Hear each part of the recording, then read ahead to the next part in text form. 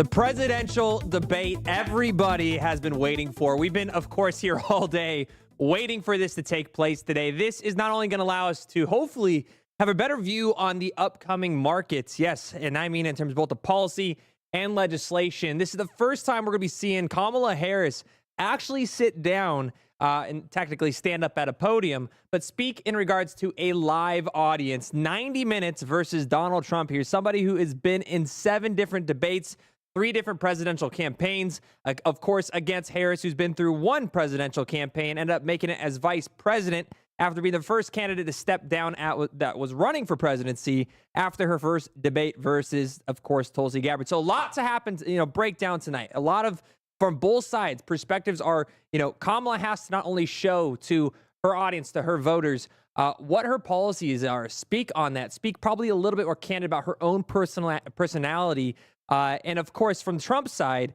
whether or not he is going to put her in the position of a Hillary Clinton moment like we saw in 2016. Lots of speculation. Of course, on Twitter, we will be watching this through X's Live, watching tonight the presidential debate between Vice President Kamala Harris and former President Donald Trump via ABC here on this platform.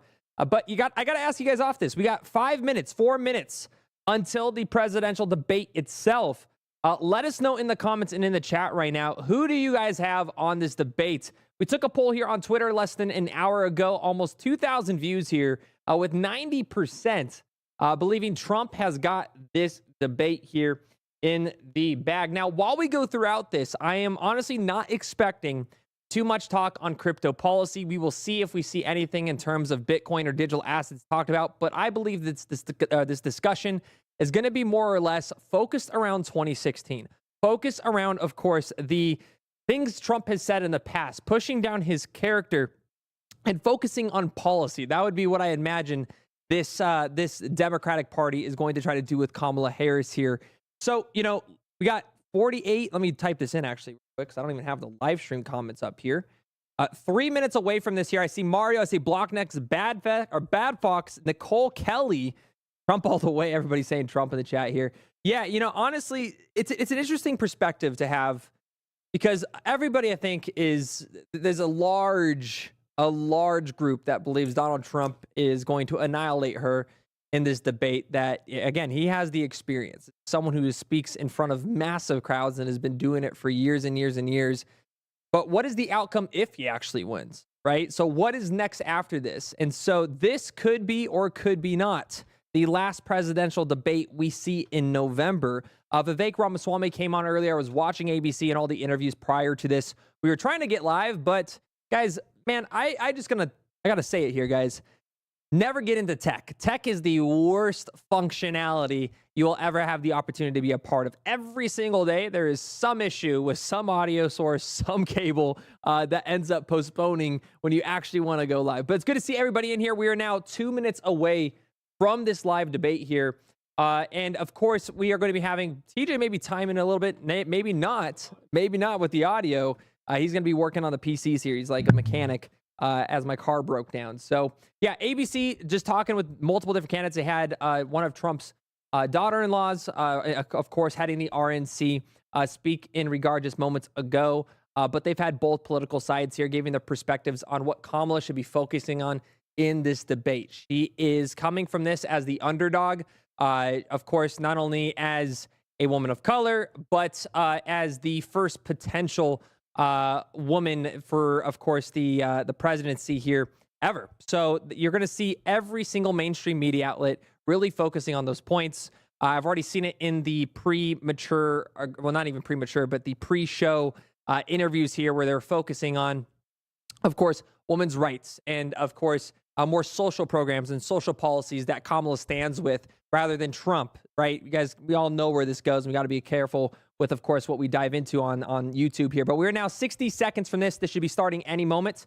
I'm going to go ahead and listen to the sound. If we can give the sound on the speakers here, I just want to see where they're at in terms of the overall live here. And we can't go full screen, can we? No. We got to watch like this.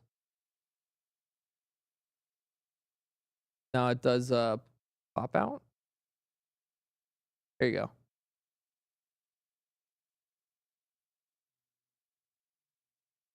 You have the audio? Press the unmute button. You just go to YouTube. All right. Presidential debates, ABC. Wish the debate was just a lame SNL sketch. 1 million people watching this.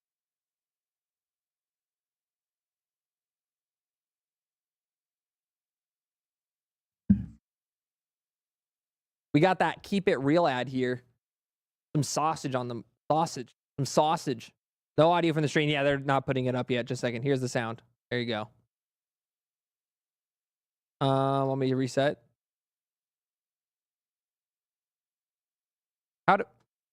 We just did a system check. I didn't change anything. Connected the vMix. Let me refresh it maybe for you.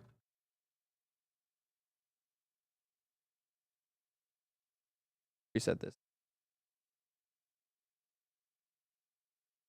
Stage in this unprecedented race for president. And I'm Lindsay Davis. Tonight's meeting could be the most consequential event of their campaigns, with Election Day now less than 2 months away. For Vice President Kamala Harris, this is her first debate since President Biden withdrew from the race on July 21st. Of course, that decision followed his debate against President Donald Trump in June. Since then, this race has taken on an entirely new dynamic. And that brings us to the rules of tonight's debate. 90 minutes with 2 commercial breaks. No topics or questions have been shared with the campaigns. The candidates will have 2 minutes to answer questions, and this is the clock. That's what they'll be seeing. 2 minutes for rebuttals and 1 minute for follow-ups, clarifications, or responses. Their microphones will only be turned on when it's their turn to speak. No pre-written notes allowed. There is no audience here tonight in this hall at the National Constitution Center. This is an intimate setting for 2 candidates who have never met. President Trump won the coin toss. He chose to deliver the final closing statement of the evening. Vice President Harris selected the podium to the right. So let's now welcome the candidates to the stage. Vice President Kamala Harris and President Donald Trump. Perfect timing. Look at that. Could have been more perfect timing with the audio. Kamala Harris. Let's have a good debate. Nice to see you. Have fun. Thank you. Welcome to you both. It's wonderful to have you. It's an honor to have you both here tonight. Good evening. We are looking forward to a spirited and thoughtful debate. So let's get started. I want to begin tonight with the issue that voters repeatedly say is their #1 issue, and that is the economy and the cost of living in this country. Vice President Harris, you and President Trump were elected 4 years ago, and your opponent on the stage here tonight often asks his supporters, are you better off than you were 4 years ago? When it comes to the economy, do you believe Americans are better off than they were 4 years ago? So I was raised as a middle-class kid, and I am actually the only person on this stage who has a plan that is about lifting up the middle class and working people of America. I believe in the ambition, the aspirations, the dreams of the American people. And that is why I imagine and have actually a plan to build what I call an opportunity economy. Because here's the thing. We know that we have a shortage of homes and housing, and the cost of housing is too expensive for far too many people. We know that young families need support to raise their children, and I intend on extending a tax cut for those families of $6,000, which is the largest child tax credit that we have given in a long time, so that those young families can afford to buy a crib, buy a car seat, buy clothes for their children.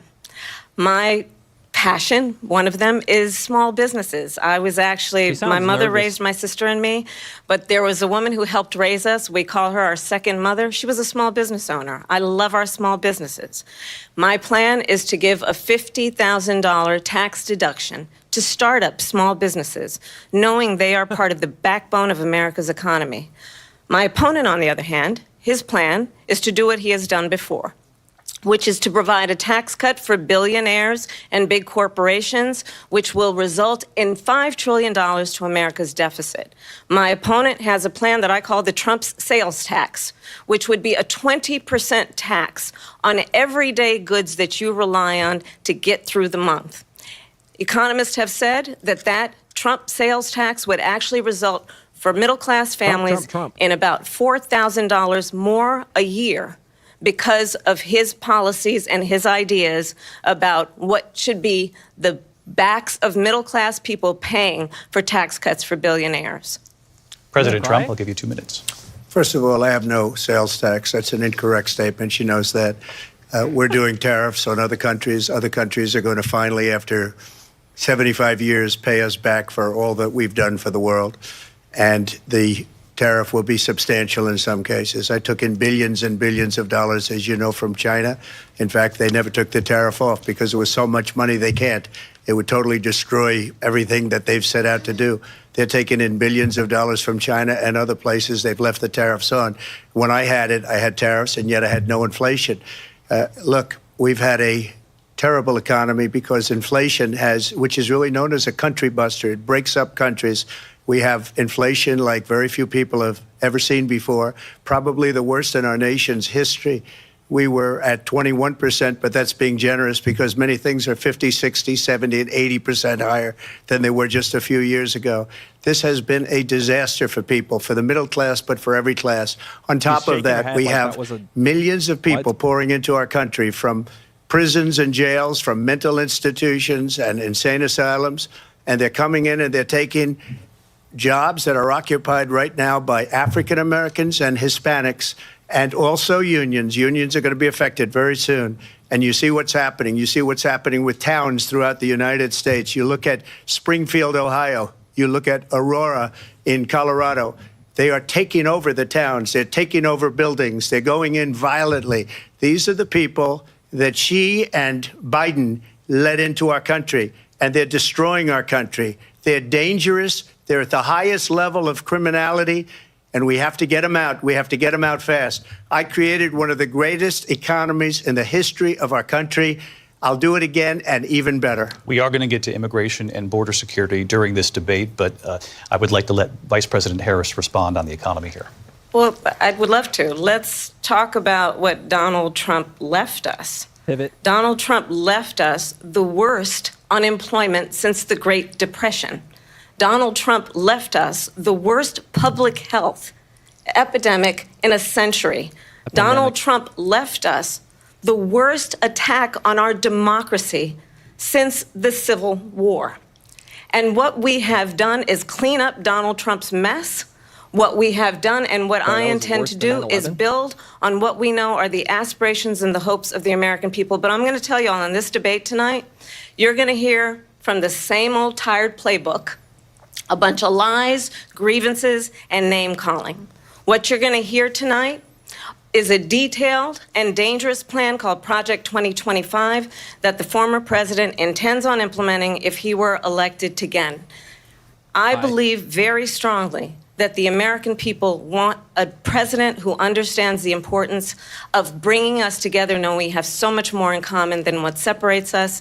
And I pledge to you to be a president for all Americans. President Trump will give you a minute here to respond. Number one, I have nothing to do, as you know, and as she knows better than anyone, I have nothing to do with Project 2025. That's out there. I haven't read it. I don't want to read it purposely. I'm not going to read it. This was a group of people that got together. They came up with some ideas, I guess some good, some bad. But it makes no difference. I have nothing to do. Everybody knows I'm an open book. Everybody knows what I'm going to do. Cut taxes very substantially and create a great economy like I did before. We had the greatest economy. We got hit with a pandemic. And the pandemic was not since 1917, where 100 million people died, has there been anything like it. We did a phenomenal job with the pandemic. We handed them over a country where the economy and where the stock market was higher than it was before the pandemic came in. Nobody's ever seen anything like it. We made ventilators for the entire world. We got gowns, we got masks, we did things that nobody thought possible. And people give me credit for rebuilding the military. They give me credit for a lot of things, but not enough credit for the great job we did with the pandemic. But the only jobs they got were bounce back jobs. These were jobs bounced back, and it bounced back and it went to their benefit. But I was the one that created them. They know it, and so does everybody else. Vice President Harris, I'll let you respond. So Donald Trump has no plan for you. And when you look at his economic plan, it's all about tax breaks for the richest people. I am offering what I describe as an opportunity economy, and the best economists in our country, if not the world, have reviewed our relative plans for the future of America. What Goldman Sachs has said is that Donald Trump's plan would make the economy worse. Mine would strengthen the economy. What the Wharton School has said is Donald Trump's plan would actually explode the deficit. 16 Nobel laureates have described his economic plan as something that would increase inflation and by the middle of next year would invite a recession. You just have to look at where we are and where we stand on the issues. And I'd invite you to know that Donald Trump actually has no plan for you because he is more interested in defending himself than he is in looking out for you. It's just a soundbite. They gave her that to say. Look, I went to the Wharton School of Finance, and many of those professors, the top professors, think my plan is a brilliant plan. It's a great plan. It's a plan that's going to bring up our worth, our value as a country. It's going to make people want to be able to go and work and create jobs and create a lot of good, solid money for our country. And just to finish off, she doesn't have a plan. She copied Biden's plan, and it's like 4 sentences, like run, spot, run. 4 sentences that are just, oh, we'll try and lower taxes. She doesn't have a plan. Take a look at her plan. She doesn't have a plan. Mr. President, I do want to drill down on something you both brought up. The Vice President brought up your tariffs. You responded, and let's drill down on this because your plan is what she calls is essentially a national sales tax. Your proposal calls for tariffs, as you pointed out here, on foreign imports across the board. You recently said that you might double your plan, imposing tariffs up to 20% on goods coming into this country. As you know, many economists say that with tariffs at that level, costs are then passed on to the consumer. Vice President Harris has argued it'll mean higher prices on gas, food, clothing, medication, arguing it costs the typical family nearly $4,000 a year. Do you believe Americans can afford higher prices because of tariffs? They're not going to have higher prices. What's going to have and who's going to have higher prices is China and all of the countries that have been ripping us off for years. I was the only president ever. China was paying us hundreds of billions of dollars, and so were other countries. And, you know, if she doesn't like them, they should have gone out and they should have immediately cut the tariffs. But those tariffs are there 3.5 years now under their administration. We are going to take in billions of dollars, hundreds of billions of dollars. I had no inflation, virtually no inflation. They had the highest inflation perhaps in the history of our country because I've never seen a worse period of time. People can't go out and buy cereal or bacon or eggs or anything else. The people of our country are absolutely dying with what they've done. They've destroyed the economy. And all you have to do is look at a poll. The polls say 80 and 85 and even 90% that the Trump economy was great, that their economy was terrible. Vice President Harris, I do want to ask for your response. And you heard what the president said there, because the Biden administration did keep a number of the Trump tariffs in place. So how do you respond? Well, let's be clear that the Trump administration resulted in a trade deficit, one of the highest we've ever seen in the history of America.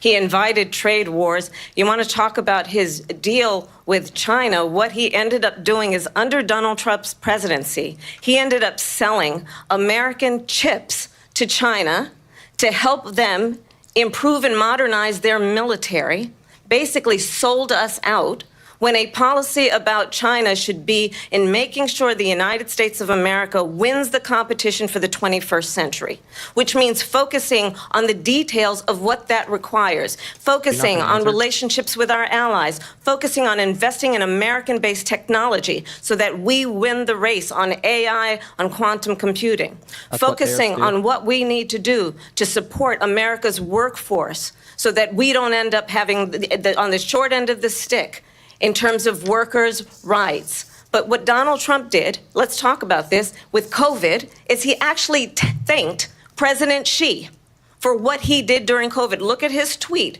Thank you, President Xi, exclamation point, when we know that Xi was responsible for lacking and not giving us transparency about the origins of COVID. President Trump, I'll let you respond. First of all, they bought their chips from Taiwan. We hardly make chips anymore because of philosophies like they have and policies like they have. I don't say her because she has no policy. Everything that she believed 3 years ago and 4 years ago is out the window. She's going to my philosophy now. In fact, I was going to send her a MAGA hat.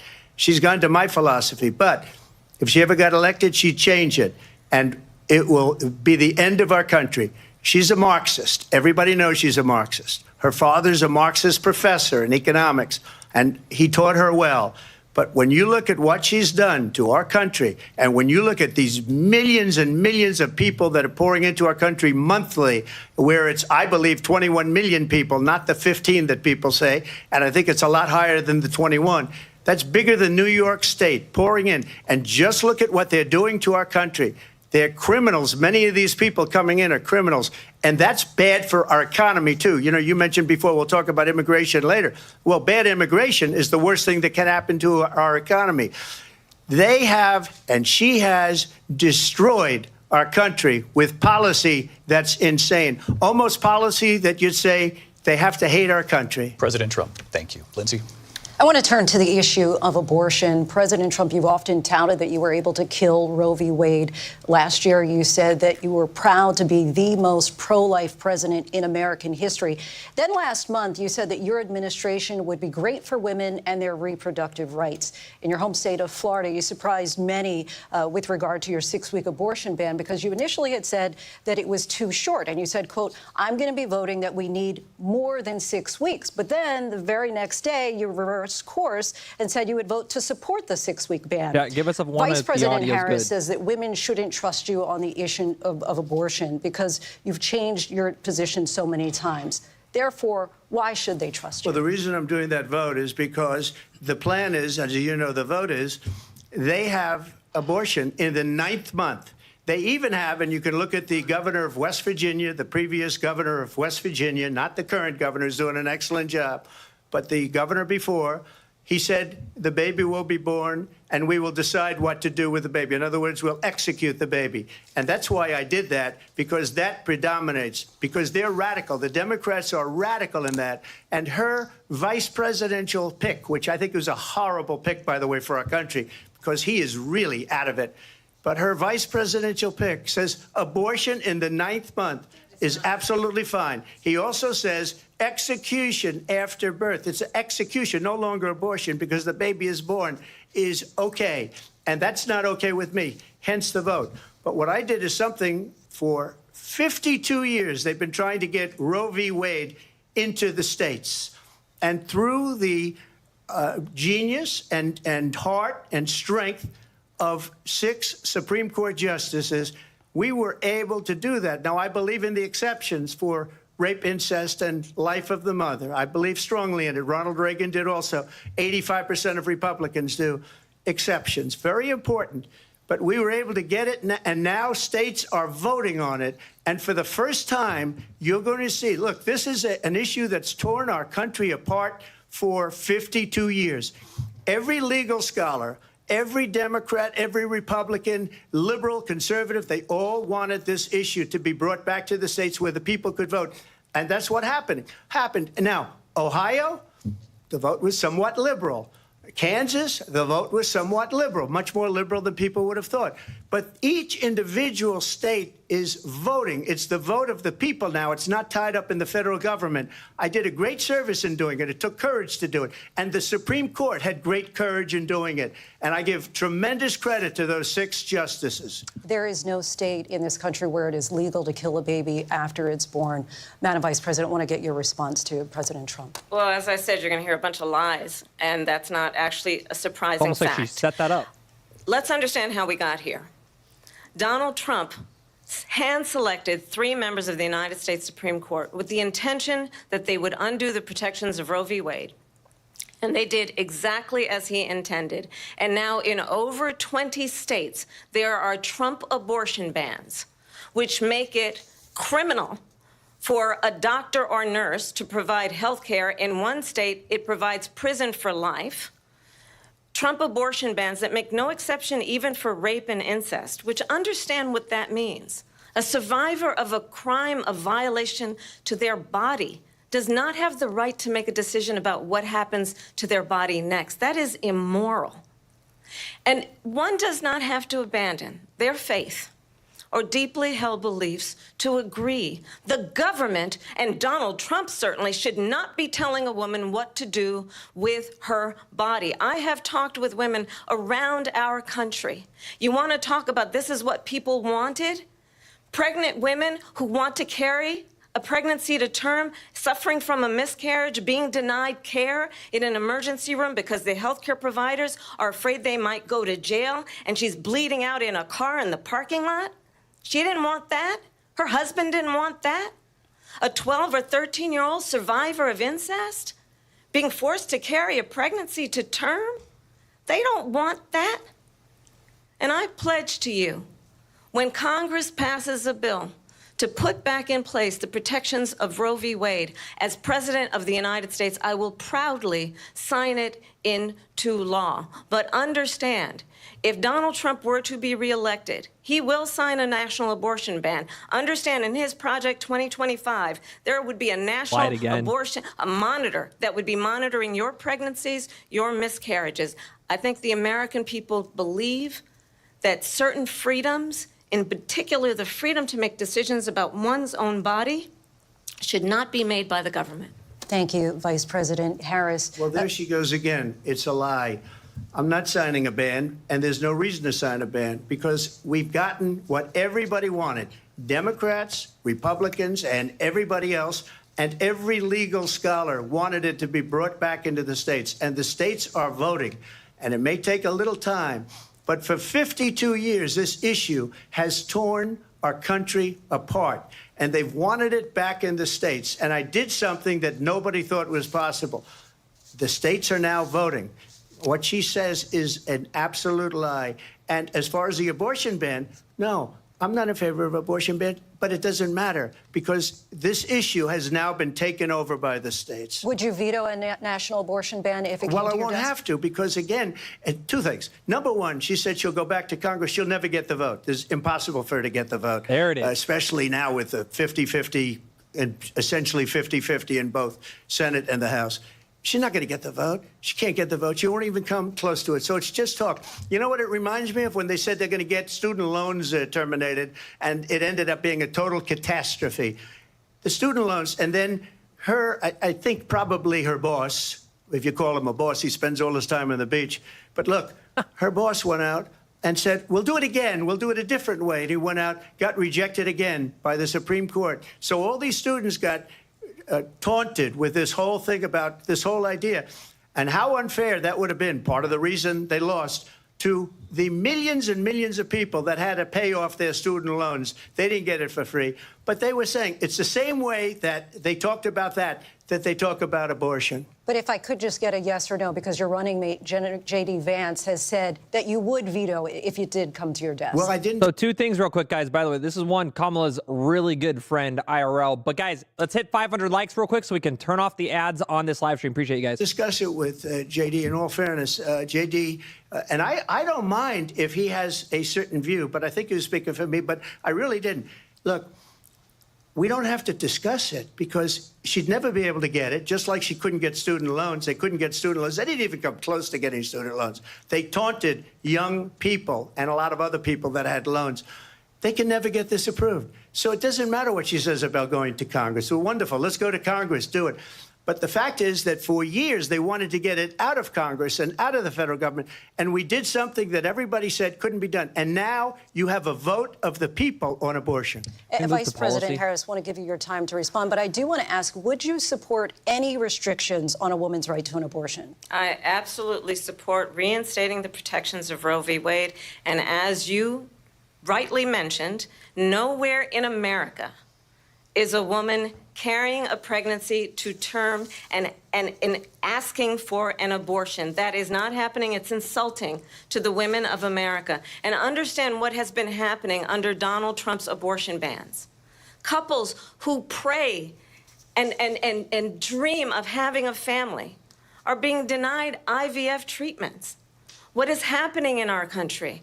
Working people, working women who are working 1 or 2 jobs, who can barely afford childcare as it is, have to travel to another state to get on a plane sitting next to strangers to go and get the health care she needs. Barely can afford to do it, and what you are putting her through is unconscionable. And the people of America have not, the majority of Americans believe in a woman's right to make decisions about her own body, and that is why in every state where this issue has been on the ballot, in red and blue states both, the people of America have voted for freedom. Vice President Harris, excuse me, I have to respond. Another lie. It's another lie. I have been a leader on IVF, which is fertilization. The IVF, I have been a leader. In fact, when they got a very negative decision on IVF from the Alabama courts, I saw the people of Alabama and the legislature 2 days later voted it in. I've been a leader on it. They know that, and everybody else knows it. I have been a leader on fertilization, IVF. And the other thing, you should ask, will she allow abortion in the 8th month, 9th month, 7th month? Come on. Okay, would you do that? Why don't you ask her that question? Why don't you answer the question? Would you because veto? Under Roe v. Wade, answer the question, would you veto? You could do abortions in the 7th month, the 8th month, the 9th That's month, not true. and probably after birth. Just look at the governor, former governor of Virginia. The governor of Virginia said we put the baby aside and then we determine what we want to do with the baby. President Trump, thank you. We're going to turn now to immigration and border security. We know it's an issue that's important to Republicans, Democrats, voters across the board in this country. Vice President Harris, you were tasked by President Biden with getting to the root causes of migration from Central America.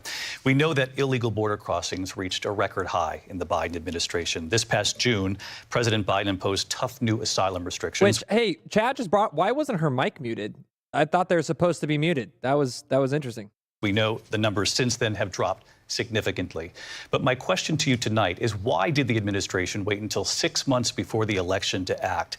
And would you have done anything differently from President Biden on this? So I'm the only person on this stage who has prosecuted transnational criminal organizations for the trafficking of guns, drugs, and human beings. And let me say that the United States Congress, including some of the most conservative members of the United States Senate, came up with a border security bill which I supported. And that bill would have put 1,500 more border agents on the border to help those folks who are working there right now overtime, trying to do their job. It would have allowed us to stem the flow of fentanyl coming into the United States. I know there are so many families watching tonight who have been personally affected by the surge of fentanyl in our country. That bill would have put more resources to allow us to prosecute transnational criminal organizations for trafficking in guns, drugs, and human beings. But you know what happened to that bill? Donald Trump got on the phone, called up some folks in Congress, and said, kill the bill. And you know why? Because he'd prefer to run on a problem instead of fixing a problem. And understand, this comes at a time where the people of our country actually need a leader who engages in solutions, who actually addresses the problems at hand. But what we have in the former president is someone who would prefer to run on a problem instead of fixing a problem. And I'll tell you something, he's going to talk about immigration a lot tonight, even when it's not the subject that is being raised. And I'm going to actually do something really unusual, and I'm going to invite you to attend one of Donald Trump's rallies, because it's a really interesting thing to watch. It's actually really You fun. will see during the course of his I've been to rallies, them. he talks about fictional characters like Hannibal Lecter. He will talk about windmills cause cancer. And what you will also notice is that people start leaving his rallies early out of exhaustion and boredom. And I will tell you, the one thing you will not hear him talk about is you. You will not hear him talk about your needs, your dreams, and your desires. And I'll tell you, I believe you deserve a president who actually puts you first, and I pledge to you that I will. Vice President Harris, thank you. President Trump, on that point, I want to get your response. Well, I would like to respond. Let me just ask, though, why did you try to kill that bill, and successfully so, that would have put thousands of additional agents and officers on the border? First, let me respond as to the Please. rallies. She said people start leaving. People don't go to her rallies. There's no reason to go. And the people that do go, she's bussing them in and paying them to be there, and then showing them in a different light. So she can't talk about that. People don't leave my rallies. We have the biggest rallies, the most incredible rallies in the history of politics. That's because people want to take their country back. Our country is being lost. We're a failing nation. And it happened 3.5 years ago. And what's going on here, you're going to end up in World War III, just to go into another subject. What they have done to our country by allowing these millions and millions of people to come into our country, and look at what's happening to the towns all over the United States. And a lot of towns don't want to talk. It's not going to be Aurora or Springfield. A lot of towns don't want to talk about it because they're so embarrassed by it. In Springfield, they're eating the dogs, the people that came in. They're eating the cats. They're eating I can't believe you brought this up. of the people that live there. And this is what's happening in our country, and it's a shame. As far as rallies are concerned, as far as the reason they go is they like what I say. They want to bring our country back. They want to make America great again. It's a very simple phrase, make America great again. She's destroying this country, and if she becomes president, this country doesn't have a chance of success. Not only success, we'll end up being Venezuela on steroids. I just want to clarify here. You bring up Springfield, Ohio, and ABC News did reach out to the city manager there. He told us there have been no credible reports of specific claims of pets being harmed, injured, or abused by individuals within the immigrant community. Well, I've seen people on television. Let me just say here, this is the people on television say my dog was taken and used for food. So maybe he said that, and maybe that's a good thing to say for a city manager. I'm not taking this from but television. But the people I'm on taking television it from the city saying manager. their dog was eaten by the people that went there. Again, the Springfield city manager says there's no evidence of that. Vice President Harris, I'll let you respond to the rest of what you've heard. You talk about extreme. You know, this is, I think, one of the reasons why in this election, I actually have the endorsement of 200 Republicans who have formerly worked with President Bush, Mitt Romney, and John McCain, including the endorsement of former Vice President Dick Cheney and Congress member Liz Cheney. And if you want to really know the inside track on who the former president is, if he didn't make it clear already, just ask people who have worked with him. His former chief of staff, a four-star general, has said he has contempt for the Constitution of the United States. His former national security advisor has said he is dangerous and unfit. His former Secretary of Defense has said the nation, the Republic, would never survive another Trump term. And when we listen to this kind of rhetoric, when the issues that affect the American people are not being addressed, I think the choice is clear in this election. President Trump, I'll give you a quick minute to respond here. Thank you, because when I hear that, see, I'm a different kind of a person. I fired most of those people. Not so graciously. They did bad things or a bad job. I fired them. They never fired one person. They didn't fire anybody having to do with Afghanistan and the Taliban and the 13 people whose were just killed, viciously and violently killed. And I got to know the parents and the family. They didn't fire. They should have fired all those generals, all those top people, because that was one of the most incompetently handled situations anybody has ever seen. So when somebody does a bad job, I fire him. And you take a guy like Esper. He was no good. I fired him. So he writes a book. Another one writes a book. Because with me, they can write books. With nobody else can they.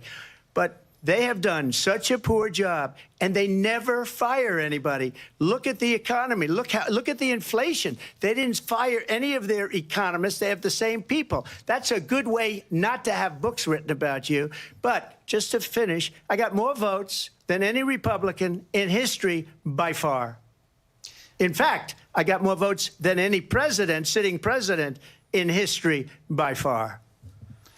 Let me continue on immigration. It was what you wanted to talk about earlier, so let's get back to your deportation proposal that the vice president has reacted to as well. President Trump, you call this the largest domestic deportation operation in the history of our country. You say you would use the National Guard. You say if things get out of control, you'd have no problem using the U.S. military. Police, yes. You also said you would use local police. How would you deport 11 million undocumented immigrants? I know you believe that number is much higher. Take us through this. What does this look like? Will authorities be going door to door in this country? Yeah, it is much higher because of them. They allowed criminals, many, many millions of criminals. They allowed terrorists. They allowed common street criminals. They allowed people to come in, drug dealers, to come into our country. And they're now in the United States and told by their countries like Venezuela, don't ever come back or we're going to kill you. Do you know that crime in Venezuela and crime in countries all over the world is way down? You know why? Because they've taken their criminals off the street and they've given them to her to put into our country. And this will be one of the greatest mistakes in history for them to allow. And I think they probably did it because they think they're going to get votes, but it's not worth it because they're destroying the fabric of our country by what they've done. There's never been anything done like this at all. They've destroyed the fabric of our country. Millions of people let in. And all over the world, crime is down. All over the world except here. Crime here is up and through the roof. Despite their fraudulent statements that they made, crime in this country is through the roof. And we have a new form of crime. It's called migrant crime. And it's happening at levels that nobody thought possible. President Trump, By as the way, you know, we're the 30 FBI minutes says in, overall and they haven't even asked Kamala about any policy, which is kind of alarming. violent crime is actually coming down in this country. But Vice Excuse me, President the Harris, FBI they were defrauding statements. They didn't include the worst cities. They didn't include the cities with the worst crime. It was a fraud, just like their number of 818,000 jobs that they said they created turned out to be a fraud. President Trump, thank you. I'll let you respond, Vice President Harris. Well, I think this is so rich, coming from someone who has been prosecuted for national security crimes, economic crimes, election interference, has been found liable for sexual assault, and his next big court appearance is in November at his own criminal sentencing. And let's be clear where each person stands on the issue of what is important about respect for the rule of law and respect for law enforcement. The former vice president called for defunding federal law enforcement, 45,000 agents, get this, on the day after he was arraigned on 34 felony counts. So let's talk about what is important in this race. It is important that we move forward, that we turn the page on this same old tired rhetoric and address the needs of the American people, address what we need to do about the housing shortage, which I have a plan for, address what we must do to support our small businesses, address bringing down the price of groceries. But frankly, the American people are exhausted with this same old tired playbook. Vice President Harris, thank you. Excuse me. Every one of those cases was started by them against their political opponent. And I'm winning most of them, and I will win the rest on appeal. And you saw that with the decision that came down just recently from the Supreme Court. I'm winning most of them. But those are cases, it's called weaponization. Never happened in this country. They weaponized the Justice Department. Every one of those cases was involved with the DOJ, from Atlanta and Fani Willis to the Attorney General of New York and the DA in New York. Every one of those cases. And then they say, oh, he's a criminal. They're the ones that made them go after me. By the way, Joe Biden was found essentially guilty on the documents case. And what happened in my documents case? They said, oh, that's the toughest of them all. A complete and total victory. 2 months ago, it was thrown out. It's weaponization, and they used it, and it's never happened in this country. They used it to try and win an election. They're fake cases. President Trump, thank you. A really quick response here, Vice President Harris, on this notion of weaponization of the Justice Department. Well, let's talk about extreme and understand the context in which this election in 2024 is taking place. The United States Supreme Court recently ruled that the former president would essentially be immune from any misconduct if he were to enter the White House again. Understand, this is someone who has openly said he would terminate, I'm quoting, terminate the Constitution of the United States, that he would weaponize the Department of Justice against his political enemies. Someone who has openly expressed disdain for members of our military. Understand what it would mean if Donald Trump were back in the White House with no guardrails, because certainly we know now the court won't stop him. We know J.D. Vance is not going to stop him. It's up to the American people Vice President to stop Harris, him. Thank you. Lindsay? Vice President Harris, in your last run for president. This is the one that weaponized, not me. She weaponized. I probably took a bullet to the head because of the things that they say about me. They talk about democracy. I'm a threat to democracy. They're the threat to democracy with a fake Russia investigation that went nowhere. We have a lot to get to. Lindsay? Vice President Harris, in your last run for president, you said you wanted to ban fracking. Now you don't. You wanted mandatory government buyback programs for assault weapons. Now your campaign says you don't. You supported decriminalizing border crossings. Now you're taking a harder line. I know you say that your values have not changed. So then why have so many of your policy positions changed? So my values have not changed, and I'm going to discuss every at least every point that you've made. But in particular, let's talk about fracking because we're here in Pennsylvania. I made that very clear in 2020. I will not ban fracking. I have not banned fracking as Vice President of the United States. And in fact, I was the tie-breaking vote on the Inflation Reduction Act, which opened new leases for fracking. My position is that we have got to invest in diverse sources of energy so we reduce our reliance on foreign oil. We have had the largest increase in domestic oil production in history because of an approach that recognizes that we cannot over-rely on foreign oil. As it relates to my values, let me tell you, I grew up a middle-class kid raised by a hardworking mother who worked and saved and was able to buy our first home when I was a teenager. The values I bring to the importance of home ownership, knowing not everybody got handed $400 million on a silver platter and then filed bankruptcy 6 times, is a value that I bring to my work to say we are going to work with the private sector and home builders to increase 3 million homes, increase by 3 million homes by the end of my first term. My work that is related to having a friend when I was in high school who was sexually assaulted by her stepfather. And my focus then on protecting women and children from violent crime is based on a value that is deeply grounded in the importance of standing up for those who are most vulnerable. My work that is about protecting Social Security and Medicare is based on long-standing work that I have done, protecting seniors from scams. My values have not changed. No. And what is important is that there is a president who actually brings values and a perspective that is about lifting people up and not beating people down and name-calling. The true measure of the leader is the leader who actually understands the strength is not in beating people down, it's in lifting people up. I intend to be that president. President Trump, your response? First of all, I wasn't given $400 million. I wish I was. My father was a Brooklyn builder, Brooklyn, Queens, and a great father, and I learned a lot from him. But I was given a fraction of that, a tiny fraction, and I built it into many, many billions of dollars, many, many billions. And when people see it, they are even surprised. So we don't have to talk about that. Fracking, she's been against it for 12 years. Defund the police, she's been against that forever. She gave all that stuff up very wrongly, very horribly, and everybody's laughing at it, okay? They're all laughing at it. She gave up at least 12 and probably 14 or 15 different policies. Like, she was big on defund the police. In Minnesota, she went out, wait a minute, I'm talking now. She wasn't. That's crazy. If you don't mind, please. Does that sound familiar? She went out in Minnesota and wanted to let criminals that killed people, that burned down Minneapolis, she went out and raised money to get them out of jail. She did things that nobody would ever think of. Now she wants to do transgender operations on illegal aliens that are in prison. This is a radical left liberal that would do this. She wants to confiscate your guns, and she will never allow fracking in Pennsylvania. If she won the election, fracking in Pennsylvania will end on day one. Just to finish, one thing so important in my opinion.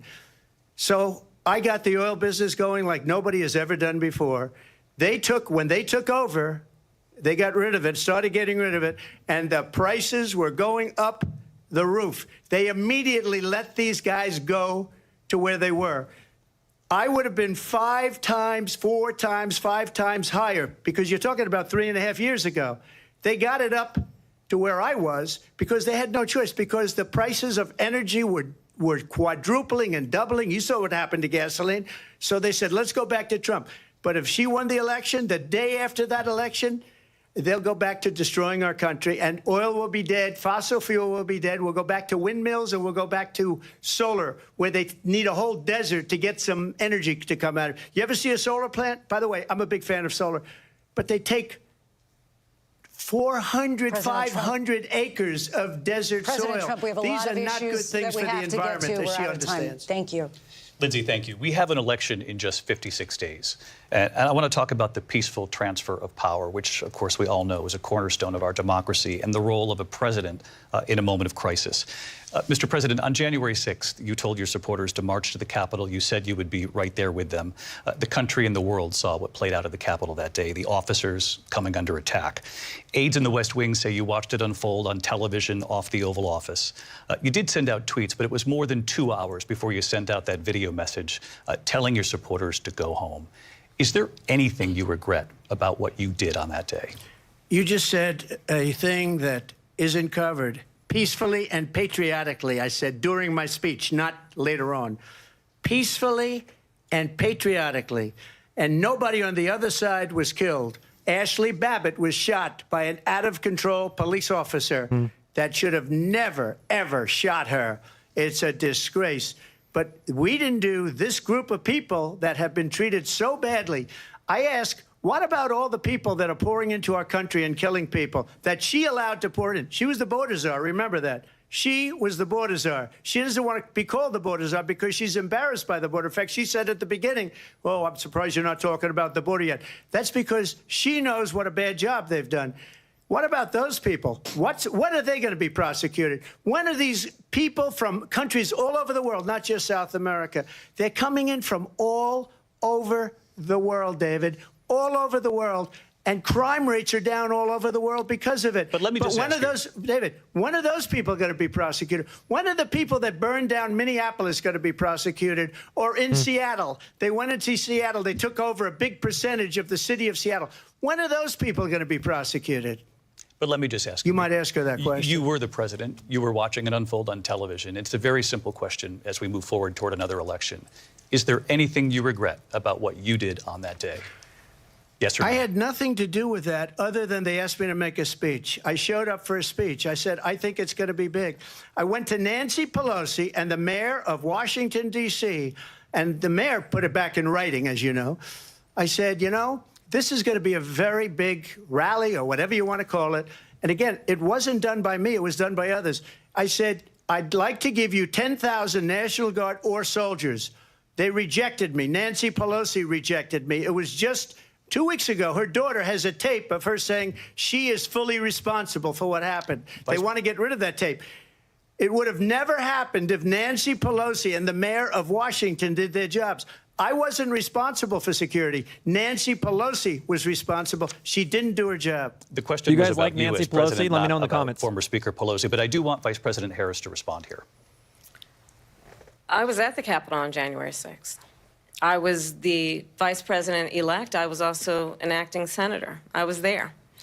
And on that day, the President of the United States incited a violent mob to attack our nation's capital. And they're never going to get the policy about her. To desecrate our nation's capital. On that day, 140 law enforcement officers were injured, and some died. And No, understand, that's a lie. the former president has been indicted and impeached for exactly that reason. But this is not an isolated situation. Let's remember Charlottesville, where there was a mob of people carrying tiki torches, spewing anti-Semitic hate. And what did the president then at the time say? There were fine people on each side. Let's remember that when it came to the Proud Boys, a militia, the president said, the former president said, stand back and stand by.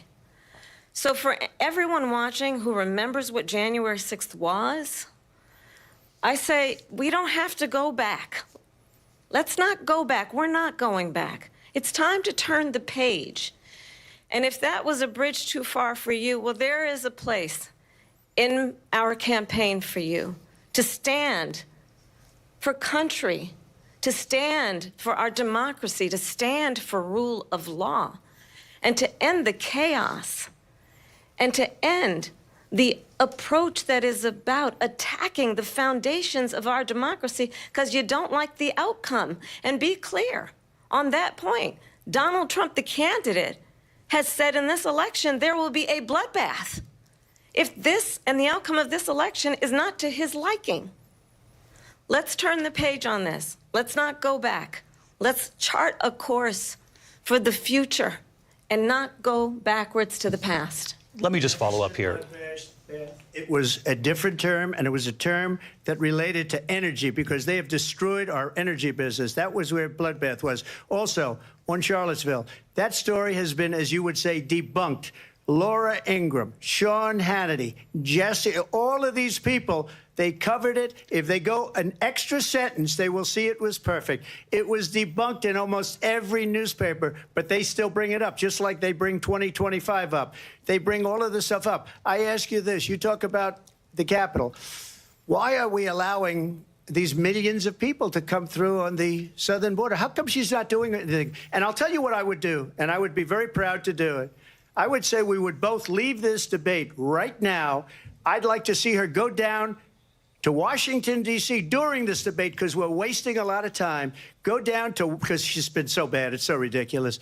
Go down to Washington, D.C. and let her sign a bill to close up the border because they have the right to do it. They don't need bills. They have the right to do it. The President of the United States, you'll get him out of bed. You'll wake him up at 4 o'clock in the afternoon. You'll say, come on down to the office. Let's sign a bill. If he signs a bill that the border is closed, all he has to do is say it to the Border Patrol, who are phenomenal. If they do that, the border is closed. Mr. Those President, people are killing many people, unlike J6. We talked immigration here tonight. I do want to focus on this next issue to both of you because it really brings us this into focus, truth in these times that we're living in. Mr. President, for 3.5 years after you lost the 2020 election, you repeatedly falsely claimed that you won, many times saying you won in a landslide. In the past couple of weeks leading up to this debate, you have said, quote, you lost by a whisker, that you, quote, didn't quite make it, that you came up a little bit short. I said that? Are you now acknowledging that you lost in 2020? No, I don't acknowledge that at all. But I said that sarcastically. You know that. It was said, oh, we lost by a whisker. That was said sarcastically. Look, there's so much proof. All you have to do is look at it. And they should have sent it back to the legislatures for approval. I got almost 75 million votes, the most votes any sitting president has ever gotten. I was told if I got 63, which was what I got in 2016, you can't be beaten.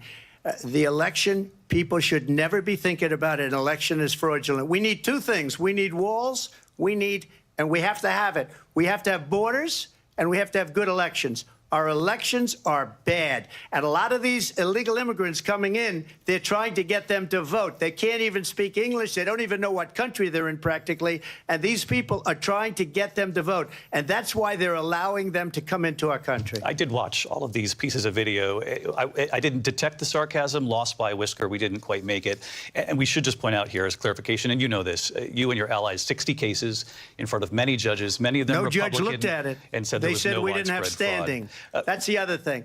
They said we didn't have standing, a technicality. Can you imagine a system where a person in an election doesn't have standing? The President of the United States doesn't have standing. That's how we lost. If you look at the facts, and I'd love to have you'll do a special on it. I'll show you Georgia, and I'll show you Wisconsin, and I'll show you Pennsylvania, and I'll show you. We have so many facts and statistics, but you know what? That doesn't matter because we have to solve the problem that we have right now. That's old news. And the problem that we have right now is we have a nation in decline, and they have put it into decline. We have a nation that is dying, David. Mr. President, thank you. Vice President Harris, you heard the president there tonight. He said he didn't say that he lost by a whisker. So he still believes he did not lose the election that was won by President Biden and yourself. But I do want to ask you about something that's come up in the last couple of days. This was a post from President Trump about this upcoming election just weeks away. He said, when I win, those people who cheated, and then he lists donors, voters, election officials, he says will be prosecuted to the fullest extent of the law, which will include long-term prison sentences. One of your campaign's top lawyers responded saying, we won't let Donald Trump intimidate us. We won't let him suppress the vote. Is that what you believe he's trying to do here? Donald Trump was fired by 81 million people. So let's be clear about that. And clearly he is having a very difficult time processing that. But we cannot afford to have a president of the United States who attempts, as he did in the past, to upend the will of the voters in a free and fair election. And I'm going to tell you that I have traveled the world as Vice President of the United States, and world leaders are laughing at Donald Trump. I have talked with military leaders, some of whom worked with you, and they say you're a disgrace. And when you then talk in this way in a presidential debate and deny what over and over again are court cases you have lost because you did, in fact, lose that election, it leads one to believe that perhaps we do not have in the candidate to my right the temperament or the ability to not be confused about fact. That's deeply troubling, and the American people deserve better. I'll give you 1 minute to respond. 50 minutes. Let me They're just not say even about world leaders. Viktor 3v1. Orban, one of the most respected men. They call him a strong man. He's a tough person, smart. Prime Minister of Hungary. They said, why is the whole world blowing up? 3 years ago, it wasn't. Why is it blowing up? He said, because you need Trump back as president. They were afraid of him. China was afraid, and I don't like to use the word afraid, but I'm just quoting him. China was afraid of him. North Korea was afraid of him.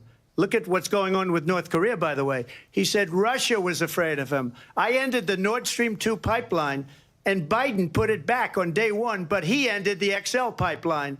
The XL pipeline in our country, he ended that. But he let the Russians build a pipeline going all over Europe and heading into Germany, the biggest pipeline in the world.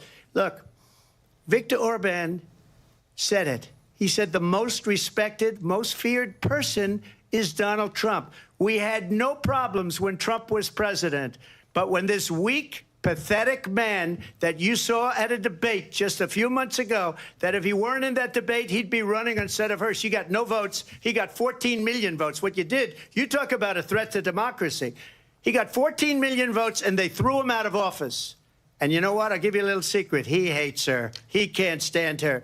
But he got 14 million votes. They threw him out. She got 0 votes. And when she ran, she was the first one to leave because she failed. And now she's running. I don't understand it, but I'm okay with it because your time is I think up. we're going to do very well. We've got a lot more to get to. Turning now to the Israel-Hamas war and the hostages who are still being held, Americans among them. Vice President Harris, in December, you said, quote, Israel has a right to defend itself, but you added, quote, it matters how, saying international humanitarian law must be respected. Israel must do more to protect innocent civilians. You said that 9 months ago. Now an estimated 40,000 Palestinians are dead. Nearly 100 hostages remain. Just last week, Prime Minister Benjamin Netanyahu said there's not a deal in the making. President Biden has not been able to break through the stalemate. How would you do it? Well, let's understand how we got here. On October 7th, administration. Hamas, a terrorist organization, slaughtered 1,200 Israelis. Many of them young people who were simply attending a concert. Women were horribly raped. And so absolutely, I said then, I say now, Israel has a right to defend itself. We would. And how it does so matters. Because it is also true, far too many innocent Palestinians have been killed. Children, mothers. What we know is that this war must end. It must end immediately, and the way it will end is we need a ceasefire deal and we need the hostages out. And so we will continue to work around the clock on that. Work around the clock, also understanding that we must chart a course for a two-state solution. And in that solution, there must be security for the Israeli people and Israel, and in equal measure for the Palestinians. Hold on, I have to pause this really quick. That's the dumbest thing she has said the entire night. Her advisors are the Clinton administration and the Obama administration, who single-handedly decimated Libya, again, claiming the same exact thing she said in the name of democracy. Liberating for democracy is the exact words that were used.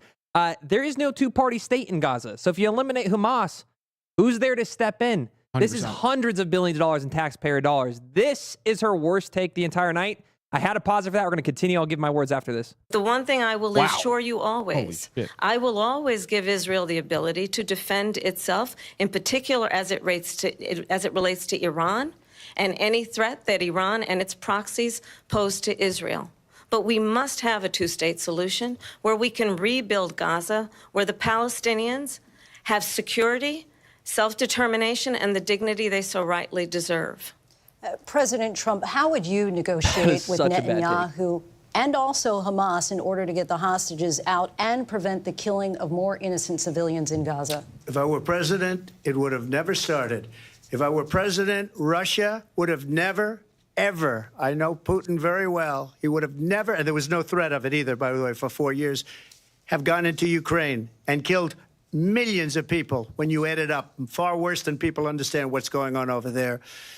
But when she mentions about Israel, all of a sudden, she hates Israel. She wouldn't even meet with Netanyahu when he went to Congress to make a very important speech. She refused to be there because she was at a sorority party of hers. She wanted to go to the sorority party. She hates Israel.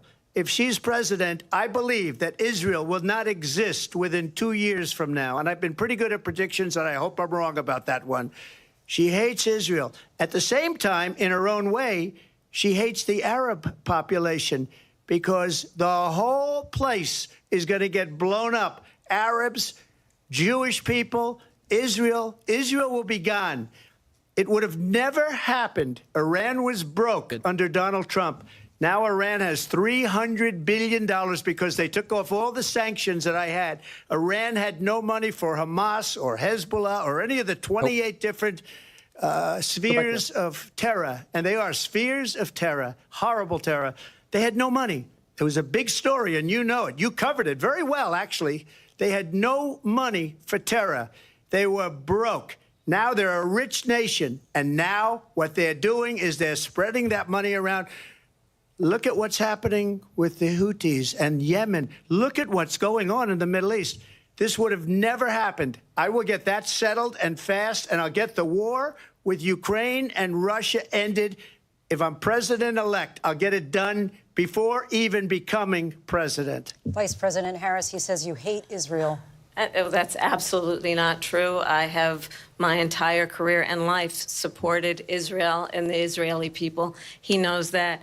He's trying to, again, divide and distract from the reality, which is it is very well known that Donald Trump is weak and wrong on national security and foreign policy. It is well known that he admires dictators, wants to be a dictator on day one, according to himself. It is well known that he said of Putin that he can do whatever the hell he wants and go into Ukraine. It is well known that he said when Russia went into Ukraine, it was brilliant. It is well known he exchanged love letters with Kim Jong-un. And it is absolutely well known that these dictators and autocrats are rooting for you to be president again because they're so clear. They can manipulate you with flattery and favors. And that is why so many military leaders who you have worked with have told me you are a disgrace.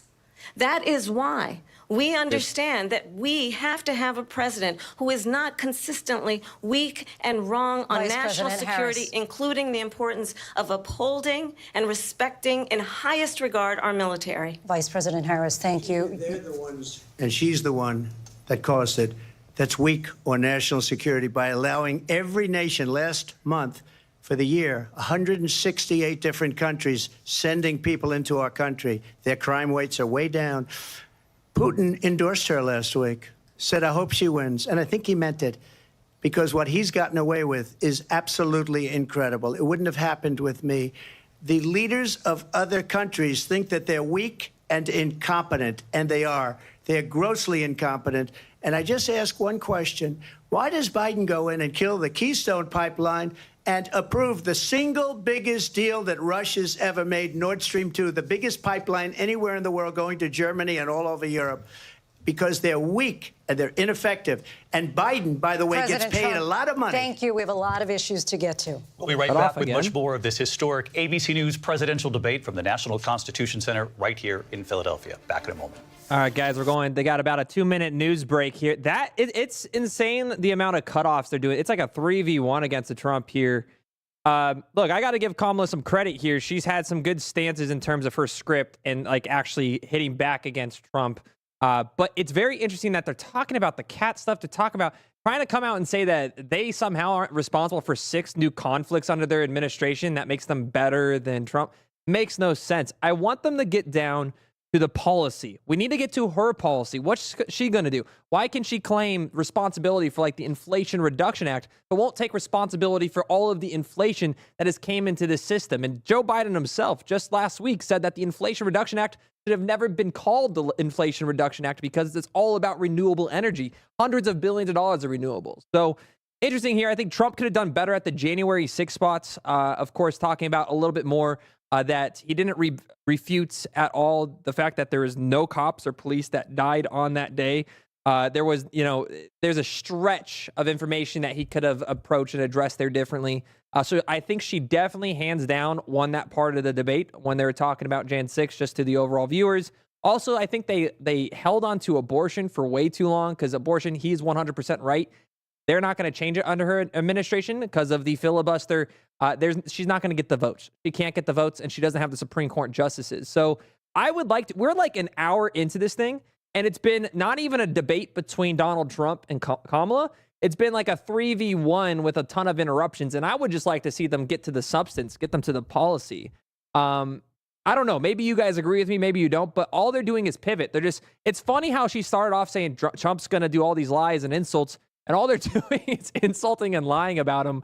And it's like Product 2025, which has been denounced. Even the Heritage Foundation ex-CEO or whatever, the guy that created it, said he had nothing to do with it.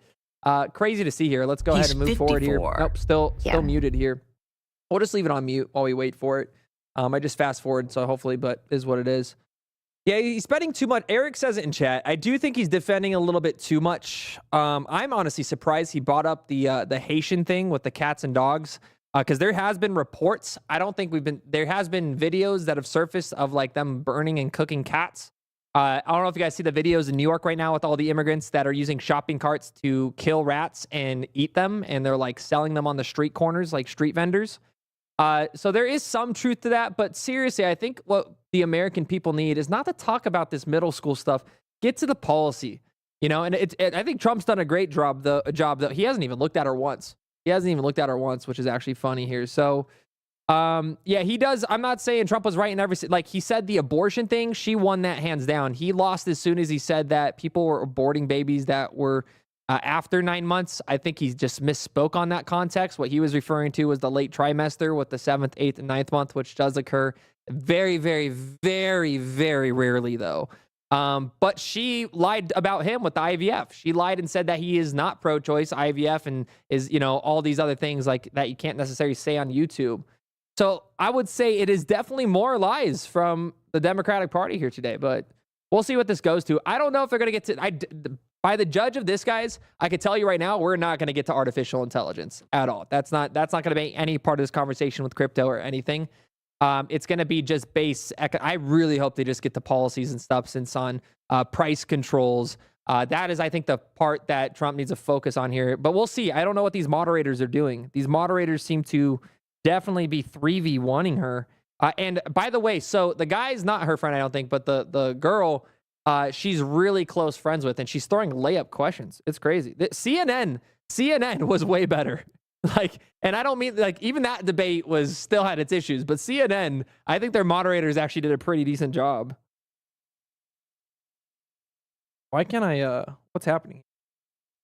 But guys, before this starts up again, make sure you guys hit that like button. This presidential debate's about to start back up. I want to remove all ads, so hit those like buttons, guys. Let's boost this up to 500, 600 likes. There's over 1,600 beautiful people watching right now. Thank you guys for all the support being here with us tonight.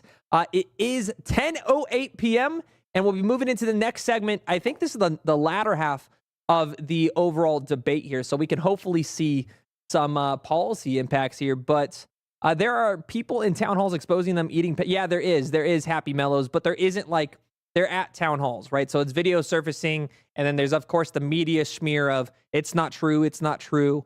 But yes, I would agree. So it just, I don't think they should even be talking about that, though, fair right now. But it was smart on Trump's end bringing that up because it's going viral right now. So it was actually really smart that he did bring that up here. Here we go, guys. We are live here.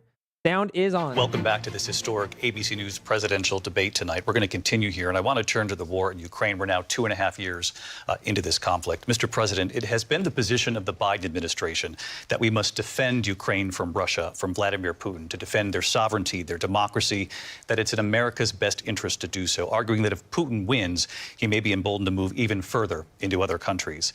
You have said you would solve this war in 24 hours. You said so just before the break tonight. How exactly would you do that? And I want to ask you a very simple question tonight. Do you want Ukraine to win this war? I want the war to stop. I want to save lives that are being uselessly, people being killed by the millions. It's the millions. It's so much worse than the numbers that you're getting, which are fake numbers. Look, we're in for 250 billion or more because they don't ask Europe, which is a much bigger beneficiary to getting this thing done than we are.